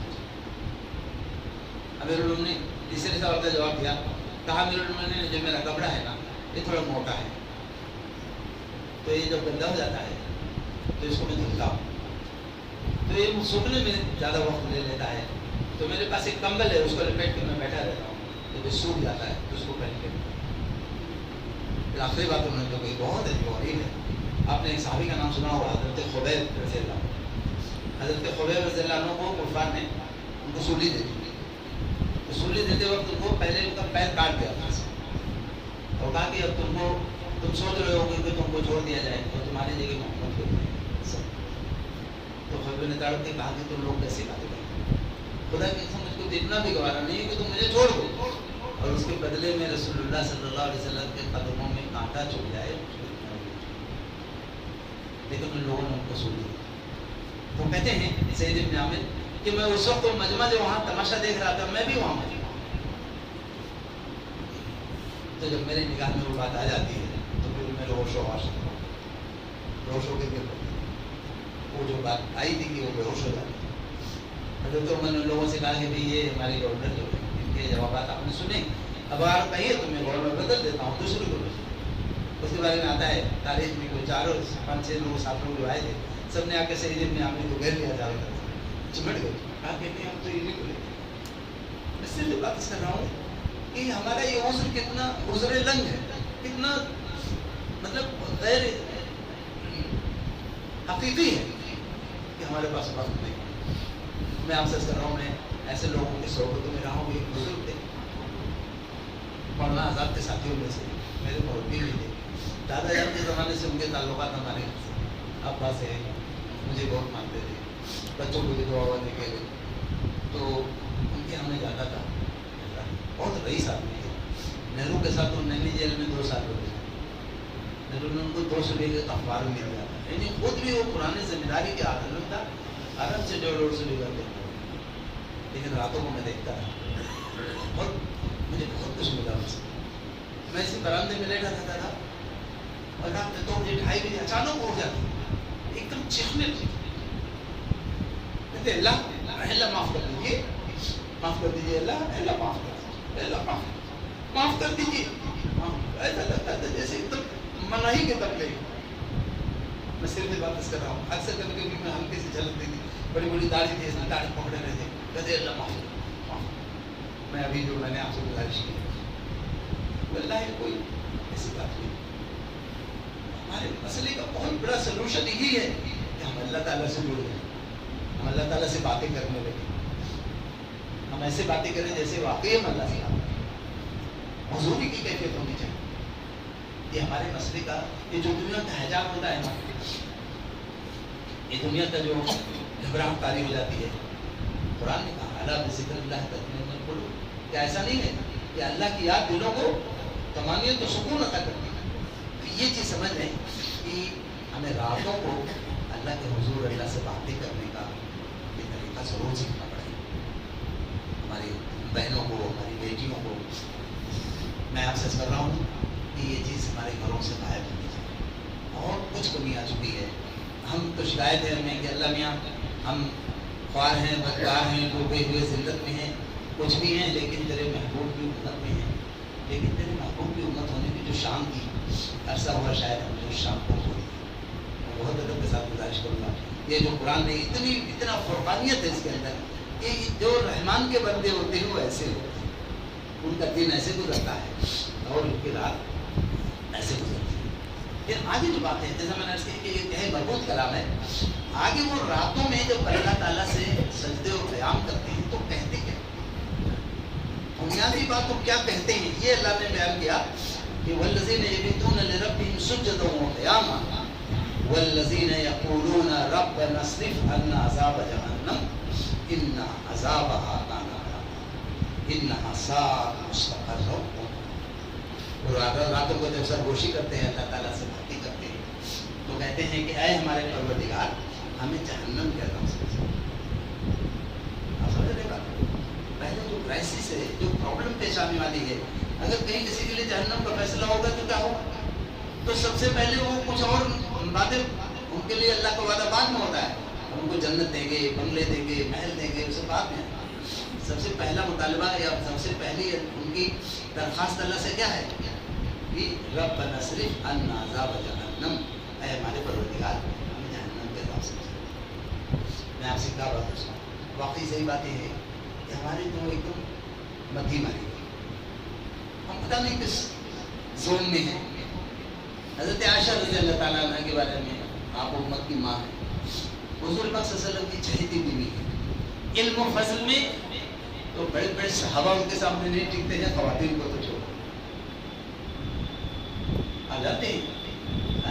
सही हदीस है कि जिब्रील इस्लाम आए और अल्लाह के नबी से कहा कि या रसूलल्लाह, हज़रत आयशा से मेरा सलाम। खुद वो कहती हैं, और हदीस में जिक्र है कि अगर हुजूर कभी ऐसे उनके पैर पे टेक लगा करके लेटे रहते तकिया तरह से, उस वक्त भी वही नाज़िल होती। उनके बारे में आता है कि ऐसे जैसे हम बैठते हैं कभी कभी ज़मीन पर और पैर दोनों उठाए रहते हैं, ऐसे बैठी थी घर में और फूट फूट कर रो रही थी, अपना सर अपने पैर पहले से रखी थी। अल्लाह के नबी अंदर दाखिल हुए, आपने फरमाया आयशा किस चीज़ में रो रहा है, कौन रो रही है? यहाँ जो बात कही गई है ना, ये बात उन्होंने कहा या रसूलल्लाह, जहन्नम का डर लग रहा है। अगर इनको जहन्नम का डर लग रहा है तो हम और आप कैसे बेफिक्र हो जाए? मैं आपसे बहुत अदब से गुजारिश करूँगा कि पहले हमारा भूख से अल्लाह के नबी सल्लल्लाहु अलैहि वसल्लम एक सहाबी हैं हज़रत उमर, अभी तस्करा आया है, उनके बारे में आता है कि जिस दिन उनका आखिरी वक्त था, बिल्कुल यहाँ और यहाँ कुल मिला के 13 सख्त लगे हुए थे, कोई भी चीज़ अंदर डाली जाती फौरन बाहर जाती। इंतकाल से थोड़ी देर पहले उनके एक बहुत दोस्त हज़रत अबू मूसा अशअरी आ गए उनको देखने, वो मिस्र के गवर्नर थे। उन्होंने कहा कि अमीरुल मोमिनीन से कह दो अबू मूसा आपको देखना चाहिए। हज़रत उमर ने कहा नहीं, अबू मूसा को बता। तो जो हम लोग बैठे थे उन्होंने कहा कि अमीरुल मोमिनीन क्या आप आजकल नाराज़ हैं मुझसे क्या? अब तो हमेशा उनको गवर्नर बनाए रखते हैं, आज क्यों मना कर रहे हैं? अब तो बचने की भी उम्मीद नहीं। जरा बहुत संजीदगी से सोचिएगा कि हमारे इस्लाम कितने हसास है। उन्होंने कहा नहीं, अभी मैं अबू मूसा से नाराज़ तो नहीं हूँ, लेकिन अभी मूसा आएंगे, मेरी हालत देखेंगे तो मुझको तसल्ली देने के लिए कुछ ऐसी बातें कहने लगेंगे जिसमें मेरी तारीफ का भर नहीं करता। तो मैं इसको बिल्कुल नहीं दोबारा कर सकता हूँ कि जब दुनिया से मेरा चलचलाव है तो कोई आके मेरी तारीफ करके मेरे नफ्स को उनको सोच के बुला दिया। जैसे वो आए सलाम किया, देखा बचने की उम्मीद है, तो कहा अमीरुल मोमिनीन आप घबराइए बिल्कुल नहीं, आप अल्लाह ताला से अच्छे गुमान के साथ मिलिए। अमीरुल मोमिनीन आपके ईमान लाने के लिए तो अल्लाह के नबी ने अल्लाह से दुआ की और कबूल। अमीरुल मोमिनीन आपके ज़माने में बहुत सारी पेशें हुए या पूरी हो गई जो अल्लाह के नबी ने की थी। ईरान फतेह हो गया, रोम फतेह हो गया, बैतुल मुक़द्दस को आज़ादी मिल गई। अभी कुछ और कहने जा रहे थे, तब तक हज़रत वासी तो थोड़ी देर में उनका इंतकाल हो गया। उनका कि अबू मूसा तुम्हारे मुँह में खाक डाल दी। आज जब भी उम्मत का दुनिया का आखिरी और आखिरत का पहला दिन बनने वाला है तो उन्होंने के मुँह पे उसकी तारीफ करके उसके नफ्स को मोटा कर दो। आगे बात की ये बहुत अजीब हो रही है। कहा खुदा की कसम अबू मूसा, इस वक्त मुझे सिर्फ इतना चाहता हूँ मैं कि मेरी नेकियां और बुराइयां सब बराबर सराबर कर दी जाएं, मुझे जन्नत ना मिले न सही तो किसी तरह जहन्नम से बचाओ। असल मसला जहन्नम का है। जन्नत ना मिले न सही, किसी तरह जहन्नम से बचाओ, ये कौन कह रहा है? हुजूर ने फरमाया उमर फिर जन्नत, उमर तो जन्नत में जाएगा।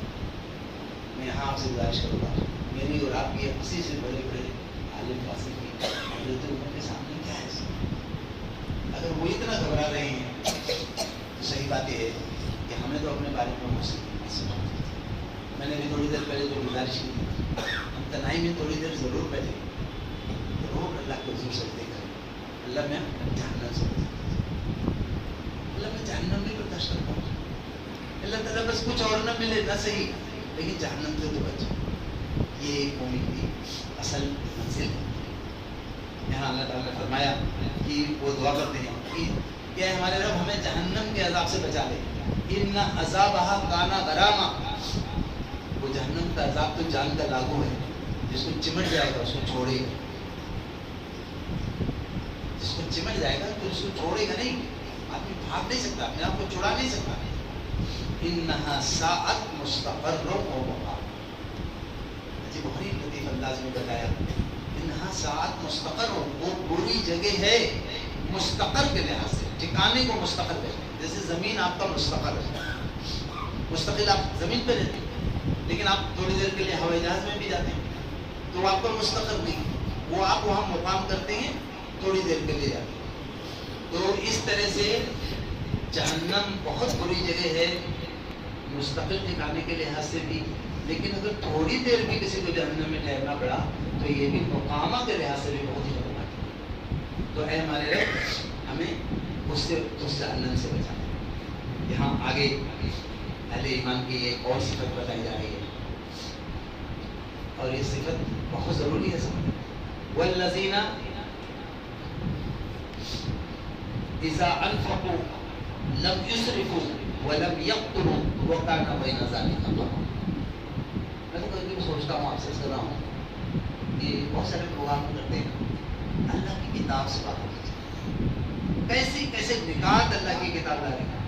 فرمایا جا رہا ہے کہ والذین اذا انفقوا، یہ جو عباد الرحمن ہیں اللہ کے چہتے بندے جب خرچ کرتے ہیں، لم یسرفوا، اسراف نہیں کرتے، اسراف کو آپ ترجمہ کر لیجیے فضول خرچی نہیں کرتے، ولم یقتروا، اور نہ کنجوسی کرتے ہیں، وکان بین ذلک قواما، اس کے بیچ اعتدال میں رہتے ہیں، درمیان کا راستہ اختیار کرتے ہیں۔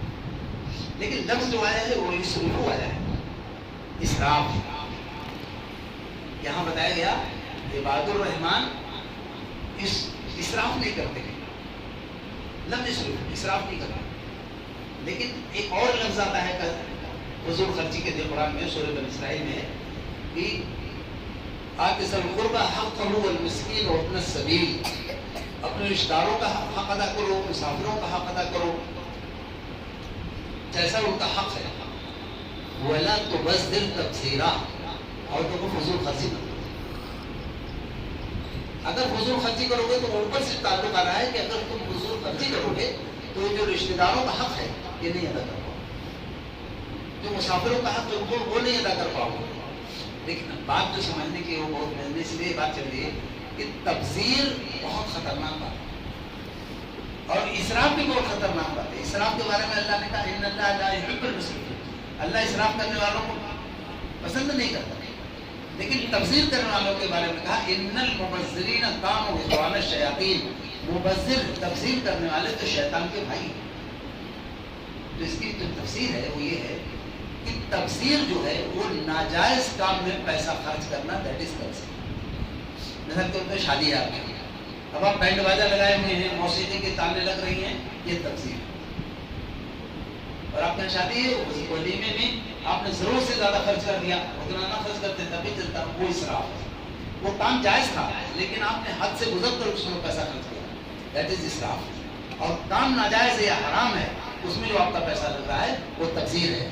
تبذیر جو کہ سخت بات ہے، اسی لیے کہا ان المبذرین کانوا اخوان الشیاطین، تبذیر کرنے والے تو شیطان کے بھائی۔ تو یہاں اللہ تعالیٰ نے فرمایا ایمان والے تو تبذیر کریں گے نہیں، اسی لیے یہاں لفظ نہیں آیا ہو، یہ فرمایا لم یسرفوا، وہ اسراف نہیں کرتے، ولم یقتروا، اور نہ کنجوسی کرتے، وکان بین ذلک قواما۔ اللہ کے نبی صلی اللہ علیہ وسلم کے بارے میں کہا ایک موقع پر بہت زیادہ مال آیا ہوا تھا تو آپ بانٹ رہے تھے،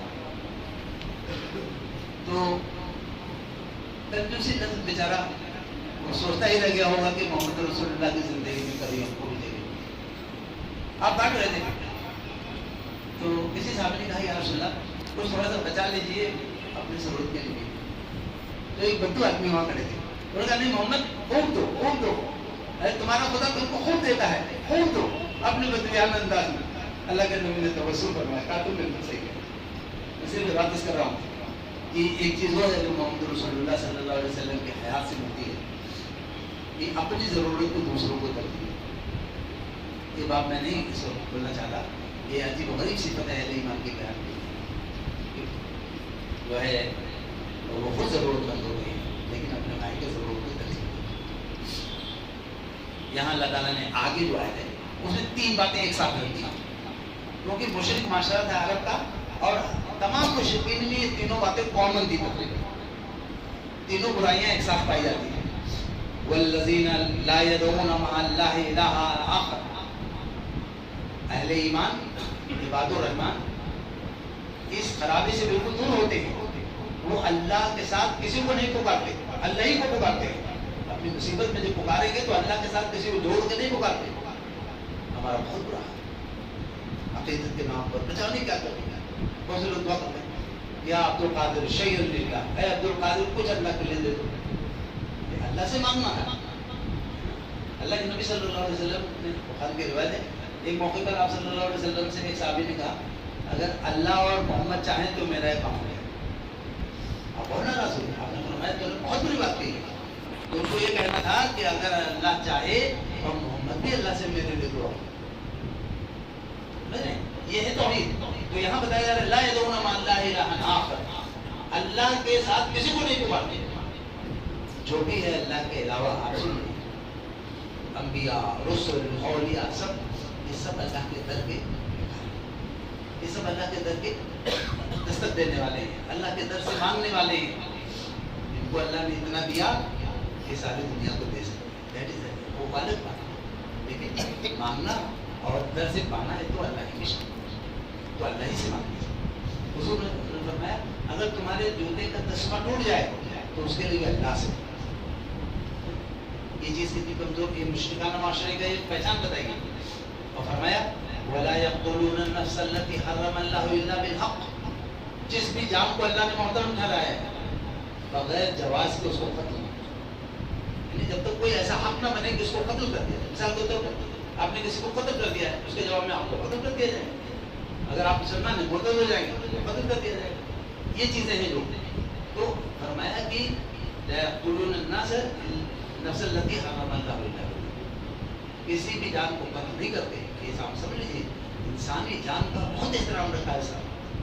اللہ نے کہا ہے کہ ہم نے بنی اسرائیل کو کہہ دیا تھا کہ اگر تم نے کسی ایک انسان کو قتل کیا گویا تم نے ساری انسانیت کو قتل کیا، اور اگر کسی ایک انسان کی جان کو بچا لیا تو گویا فَيَعْنَا سے جميعا، گویا کہ تم نے تمام انسانیت کو قتل. یہ ہے اسلام کا ذوق. اور جس کو نہیں قتل ہونا تھا اس کو قتل کر دے، سخت اس کی طرف سے. ایک جنگ میں اللہ کے نبی صلی اللہ علیہ وسلم کو بتایا لوگوں نے کہ کچھ صحابہ نے چھوٹے چھوٹے بچوں کو، اللہ کے نبی نے ایسے ہاتھ اٹھایا، کہا اے اللہ میں ان لوگوں کی سمجھ سے بری ہوں. میں آپ سے کر رہا ہوں یہ بات ہمیں غیر مسلمانوں کے سامنے بھی.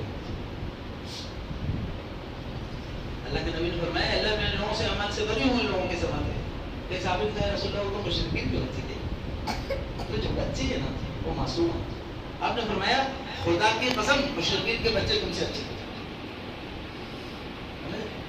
تو جو کسی مطلب جان کو ناحق قتل نہیں کیا جا سکتا، اس کو کوئی جواز نہیں ہے کہ اسے میرے جو ہے مزاج کے خلاف بات کہہ دی. یہ جو بادشاہوں کے بہت ساری چیزیں آپ سنتے ہیں نا، مسلمان نام بھلے تھا لیکن ان کی حرکت یہ مسلمان نہیں تھی، یہ حرکت ان کی حد سے گزرنے والی.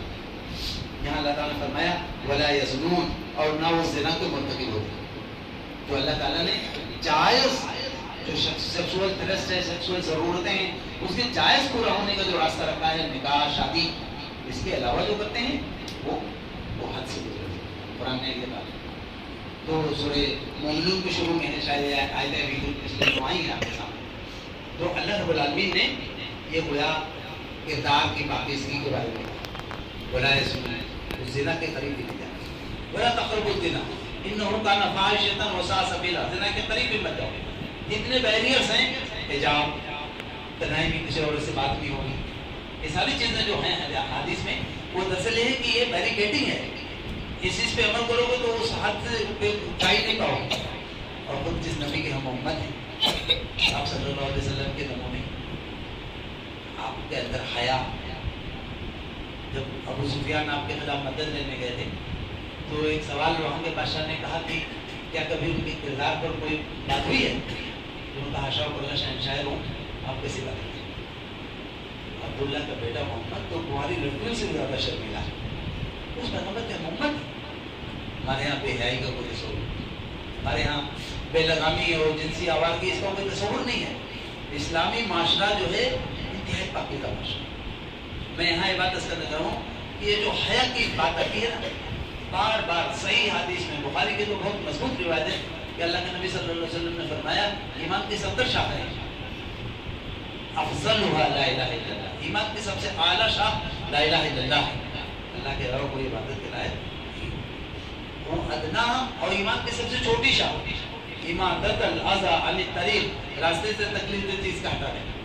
یہ ایمان کا ایک برانچ ہے. آپ راستے میں جا رہے تھے، کوئی پتھر ہے، کوئی اینٹ پڑی ہوئی، اس کو راستے سے آپ نے اٹھا کے الگ کر دیا. It means you have performed a branch of ایمان. آپ نے ایمان کی ایک شاخ کو برتا. لیکن بیچ کی جو ہے اس کے بعد جو جملہ ہے والحیاء شعبۃ من الایمان، حیا تو ایمان کا شعبہ ہے. حیا ایمان کا ایک چیپٹر ہے. ایمان اگر ایک پوری عمارت ہے تو ایمان کے اس مکمل عمارت کا ایک چیپٹر ہے حیا. اس کو ہٹا دو گے تو ایمان کی عمارت نامکمل ہو گئی. اور یہ جانتے ہیں آپ، اللہ کے نبی نے فرمایا اگر تمہیں حیا نہیں ہے تو تم جو چاہو کرو. آج جو ہمارے سامنے بہت بڑا مسئلہ ایک دم منہ پھاڑے کھڑا ہے ہماری بیٹیوں کا،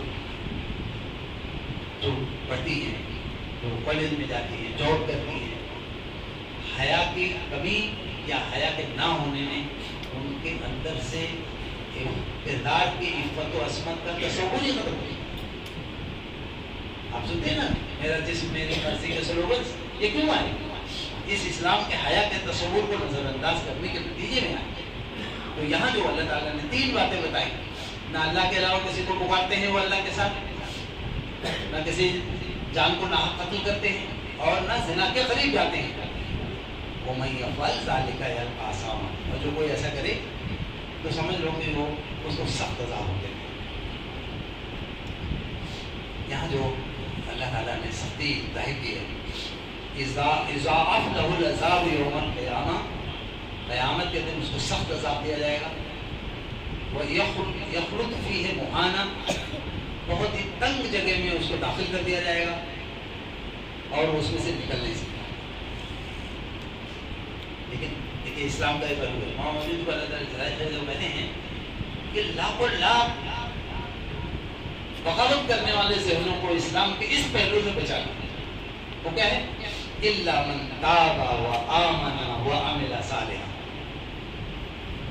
مگر وہ لوگ اس آگ میں نہیں آئیں گے، اس تنگ گھاٹی میں عذاب پہ نہیں آئیں گے جو لوگ توبہ کریں، ایمان لے آئیں اور وَعَمِلَ صَالِحًا، اور نیک عمل کریں.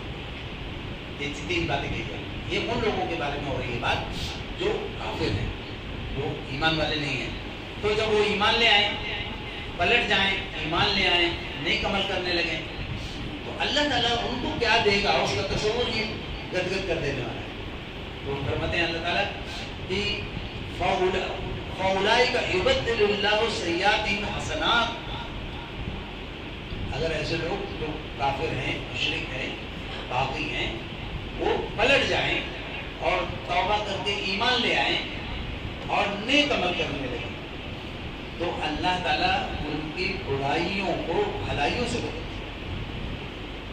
ابھی جب عمل نامہ دیکھا جائے گا نا تو یہ برائی، یہ برائی، یہ برائی، لیکن سچے دل سے توبہ کر لینے کے بعد عمل نامے کی وہ ساری برائیاں معاف ہو جائیں گی. وہاں چھوٹی چھوٹی نیکیاں سب اللہ سیئاتہم حسنات، ان کی برائیوں کو بھلائیوں سے بدل دیا جائے گا. یہ شام کوئی اور کر سکتا ہے تو اللہ ہی کر سکتا ہے. دنیا کے حساب سے تو اتنے بہت تھا کہ بھی سزا نہیں دی گئی، چلو بھائی انہوں نے بہت جرم کیا تھا نا، معافی مانگ دو، چلو معاف کر دیا. لیکن ان کی شان الگ ہے، وہ جب کسی کو معاف کرتے ہیں تو اپنی شان کے مطابق اسے نوازتے ضرور. یہاں ایک آیت آگے میں چاہتا ہوں کہ بس اگلی آیت تک میں لے لوں، اس کے بعد رہنے دیتا ہوں. آگے جو آیت ہے وہ ایمان والوں کی. اگر ایمان والوں میں سے کوئی ایسی غلطی کر دے کہ جنہوں میں سے کوئی غلطی کسی وقت کر دے آدمی، تو اس کے بعد اس کے بارے میں کیا تھا؟ اوپر والے میں تھا الا من تاب و آمن و عمل صالحا، اس میں آمنہ کا بھی لفظ تھا، ایمان لانے کا. لیکن دوسری جو آیت شروع ہوتی ہے اس میں ایمان کا تذکرہ نہیں ہے. تو مفسرین کہتے ہیں یہ ان مسلمانوں کے متعلق ہے جو ان میں سے کسی جرم کے مرتکب ہوئے. ومن تاب و عمل صالحا، اور جس نے توبہ کر لی سچے دل سے، وعمل صالحا، اور جس نے نیک عمل اختیار کر لیا، فإنه يتوب إلى الله متاب، جب اللہ کے تعالیٰ کو بہت زیادہ توبہ کو قبول کرنے والا پائے گا، اللہ کو بہت زیادہ متوجہ ہونے والا پائے گا.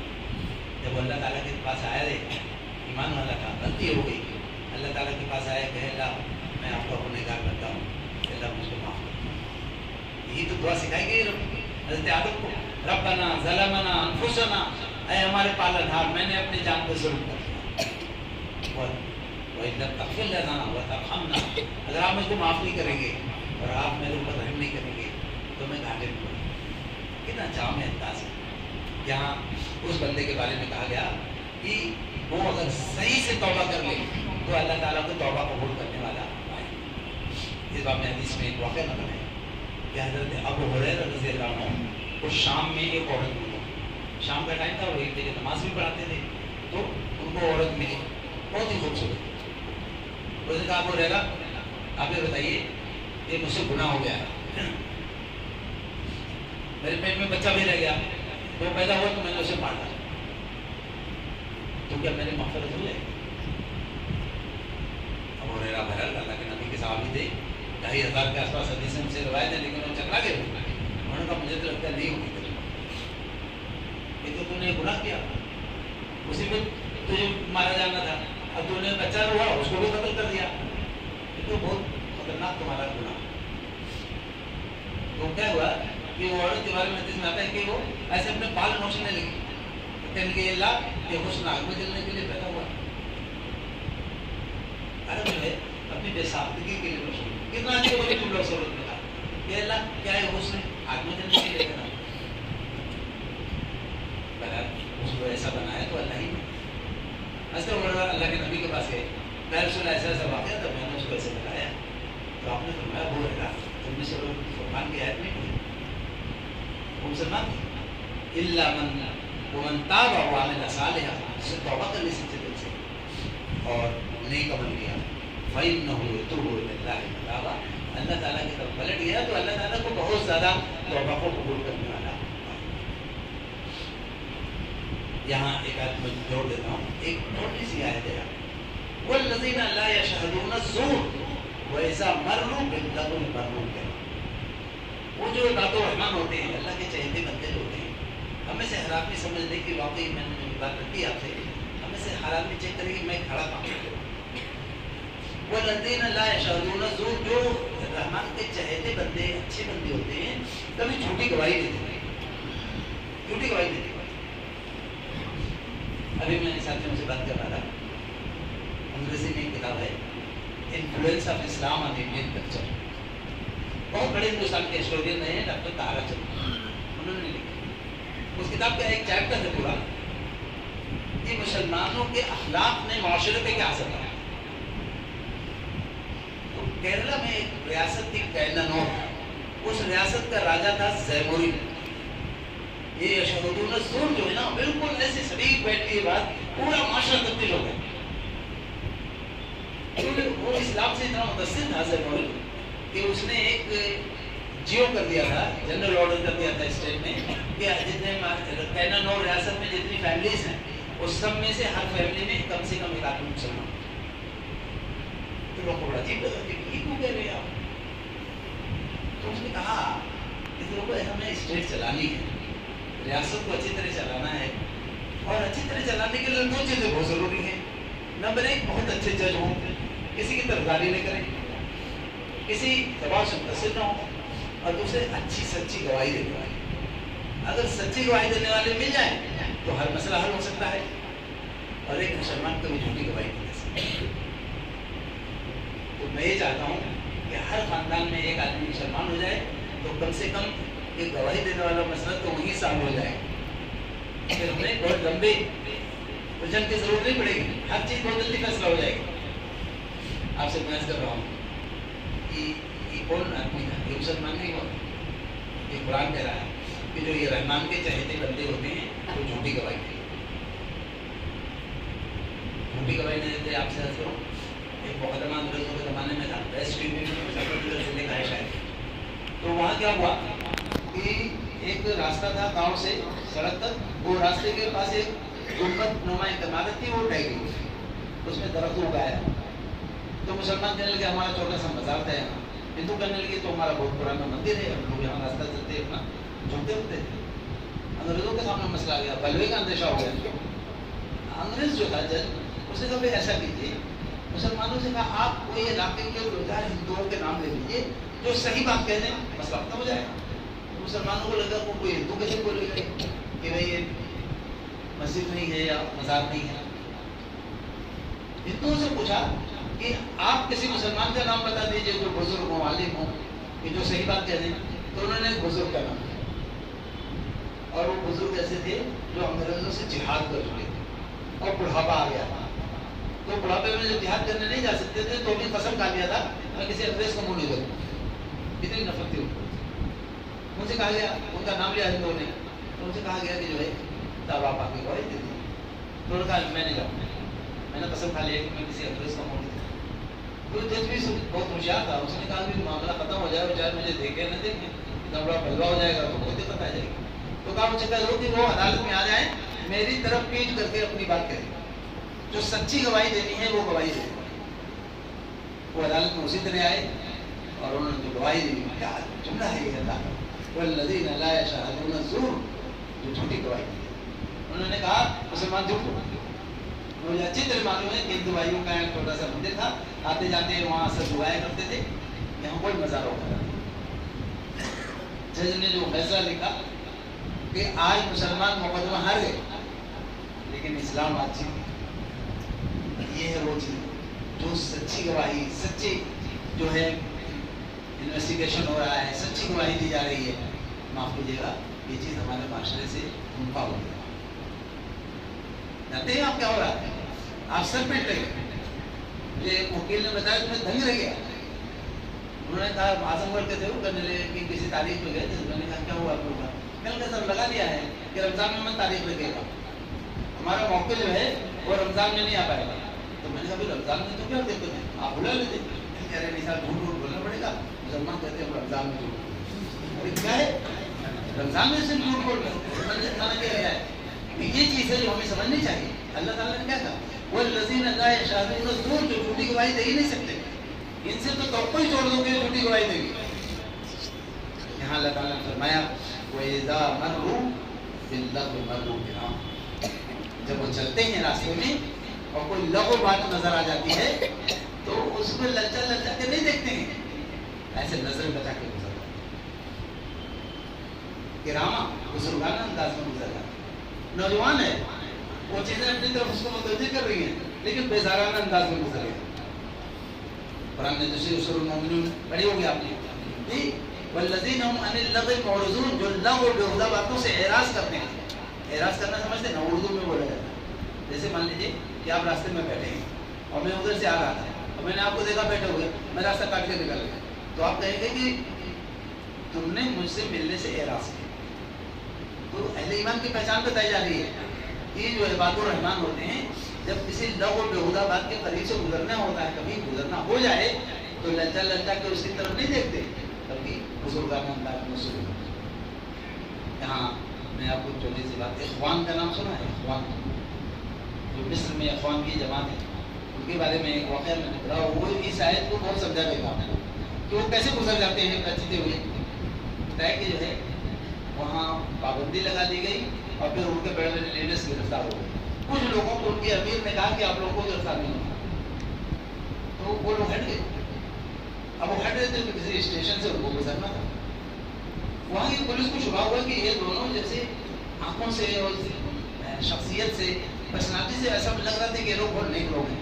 दोनों को शुबा हुआ है इख़वान के लोगों से, तो उनको लगाया कि इसको कैसे पहचाना जाए। अब कन्फर्म भी नहीं हो रहा था कि कैसे इख़वान के हैं या नहीं। تو انہوں نے بہت زبردست شادی کی. گئے کہیں سے ایک عورت کو ڈھونڈ کے لائے جو انتہائی خوبصورت تھی, بہت بس واجبی سا لباس پہنے ہوئی تھی. اب اسٹیشن پہ آ کے بیٹھ گئی, وہ بٹھا دیا. اب سب لوگ اس کو دیکھ رہے ہیں, وہ گہرا لگائے ہوئے. تو وہ جو دونوں تھے وہ سمجھ گئے یہ ہمارے لیے جال بچھایا گیا ہے, کہ ہمیں ڈریس کرنا چاہتے ہیں. تو ان لوگوں نے جو حدیث میں آتا ہے نا کہ ایسے گزر جاؤ, ایک نگاہ کوئی پڑ گئی تو پھر ادھر نہیں دیکھنا, سیدھے نکل جائے. تو ادھر سے نکلے اور سیدھے چلے گئے, ایسے ایک نظر ڈال کے نکلے. پولیس نے رپورٹ کیا, دونوں نے فارم کیا, ویسا معلوم کے نام. جب کسی طرح کو خدا بات میں ان کا گزر ہوتا ہے تو اسے بزرگانہ انداز میں بہت احتیاط کے ساتھ گزر کرتا ہے. یہ وہ آیات ہیں میں نے آپ کے سامنے پڑھی. چند آیات ابھی باقی رہ گئی ہیں, لیکن میں سبق نہیں لگ رہی ہے. میں آپ سے بہت ادب کے ساتھ گزارش کروں گا. یہ آیت سورہ فرقان کی آخری آیات ہے. آپ اس کو ترجمے کے ساتھ میں پڑھ لیں گے انشاءاللہ آپ کو تو کافی بات سمجھ میں آئے گی. اب آپ اندازہ خود کر سکتے ہیں کہ اللہ تعالیٰ اپنے چہتے بندوں کا تعارف کرا رہا ہے, اور ہمیں دیکھنا ہے کیا اس چہتے بندوں کے تعارف میں بھی کہیں فٹ ہوگا. اگر ہم اتنا کر لیں گے تو میں سمجھوں گا کہ انشاءاللہ ہمیں کامیابی کی طرف رہنمائی ہو جائے گی. میں آج کے بارے میں یہ کہنا چاہتا ہوں, ابھی بہرحال پوری رات جاگنی رہتی ہے. ہم پروگرام کی بات جہاں بھی رہیں, گھر پہ بھی رہیں, بچوں کے ساتھ رہیں, ہماری بہنوں کو بھی بتائیے اللہ تعالیٰ کے ساتھ رجوع کریں, اللہ سے روئیں, پڑھائیں, اللہ رب العالمین سے اللہ کی مدد مانگیں. اب آپ اندازہ کیجیے ادھر سے چلا کے کیا لے لو, ان کی بیٹیوں کو لے آؤ, ان کی بیٹیوں کو بہو بنا دو, فلاں کر دو.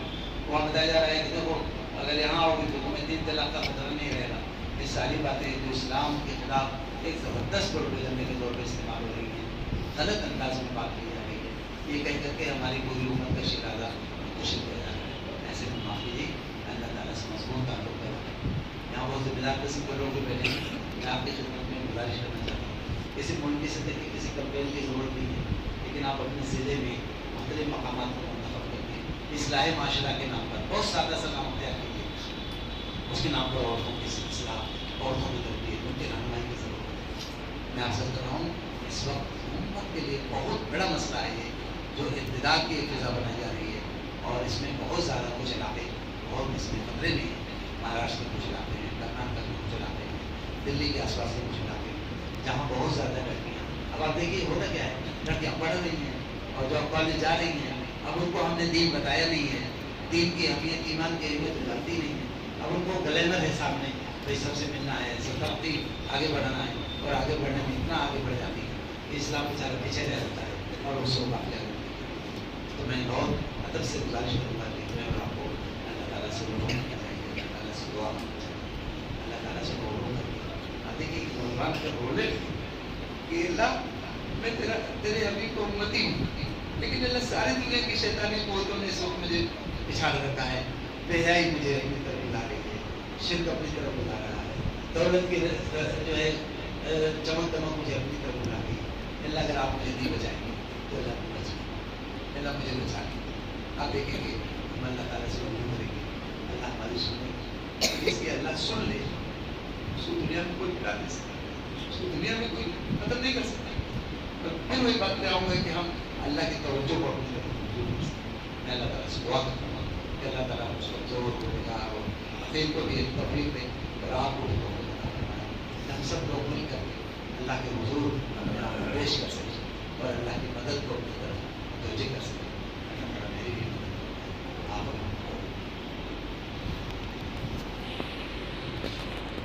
گزارش کی ہے.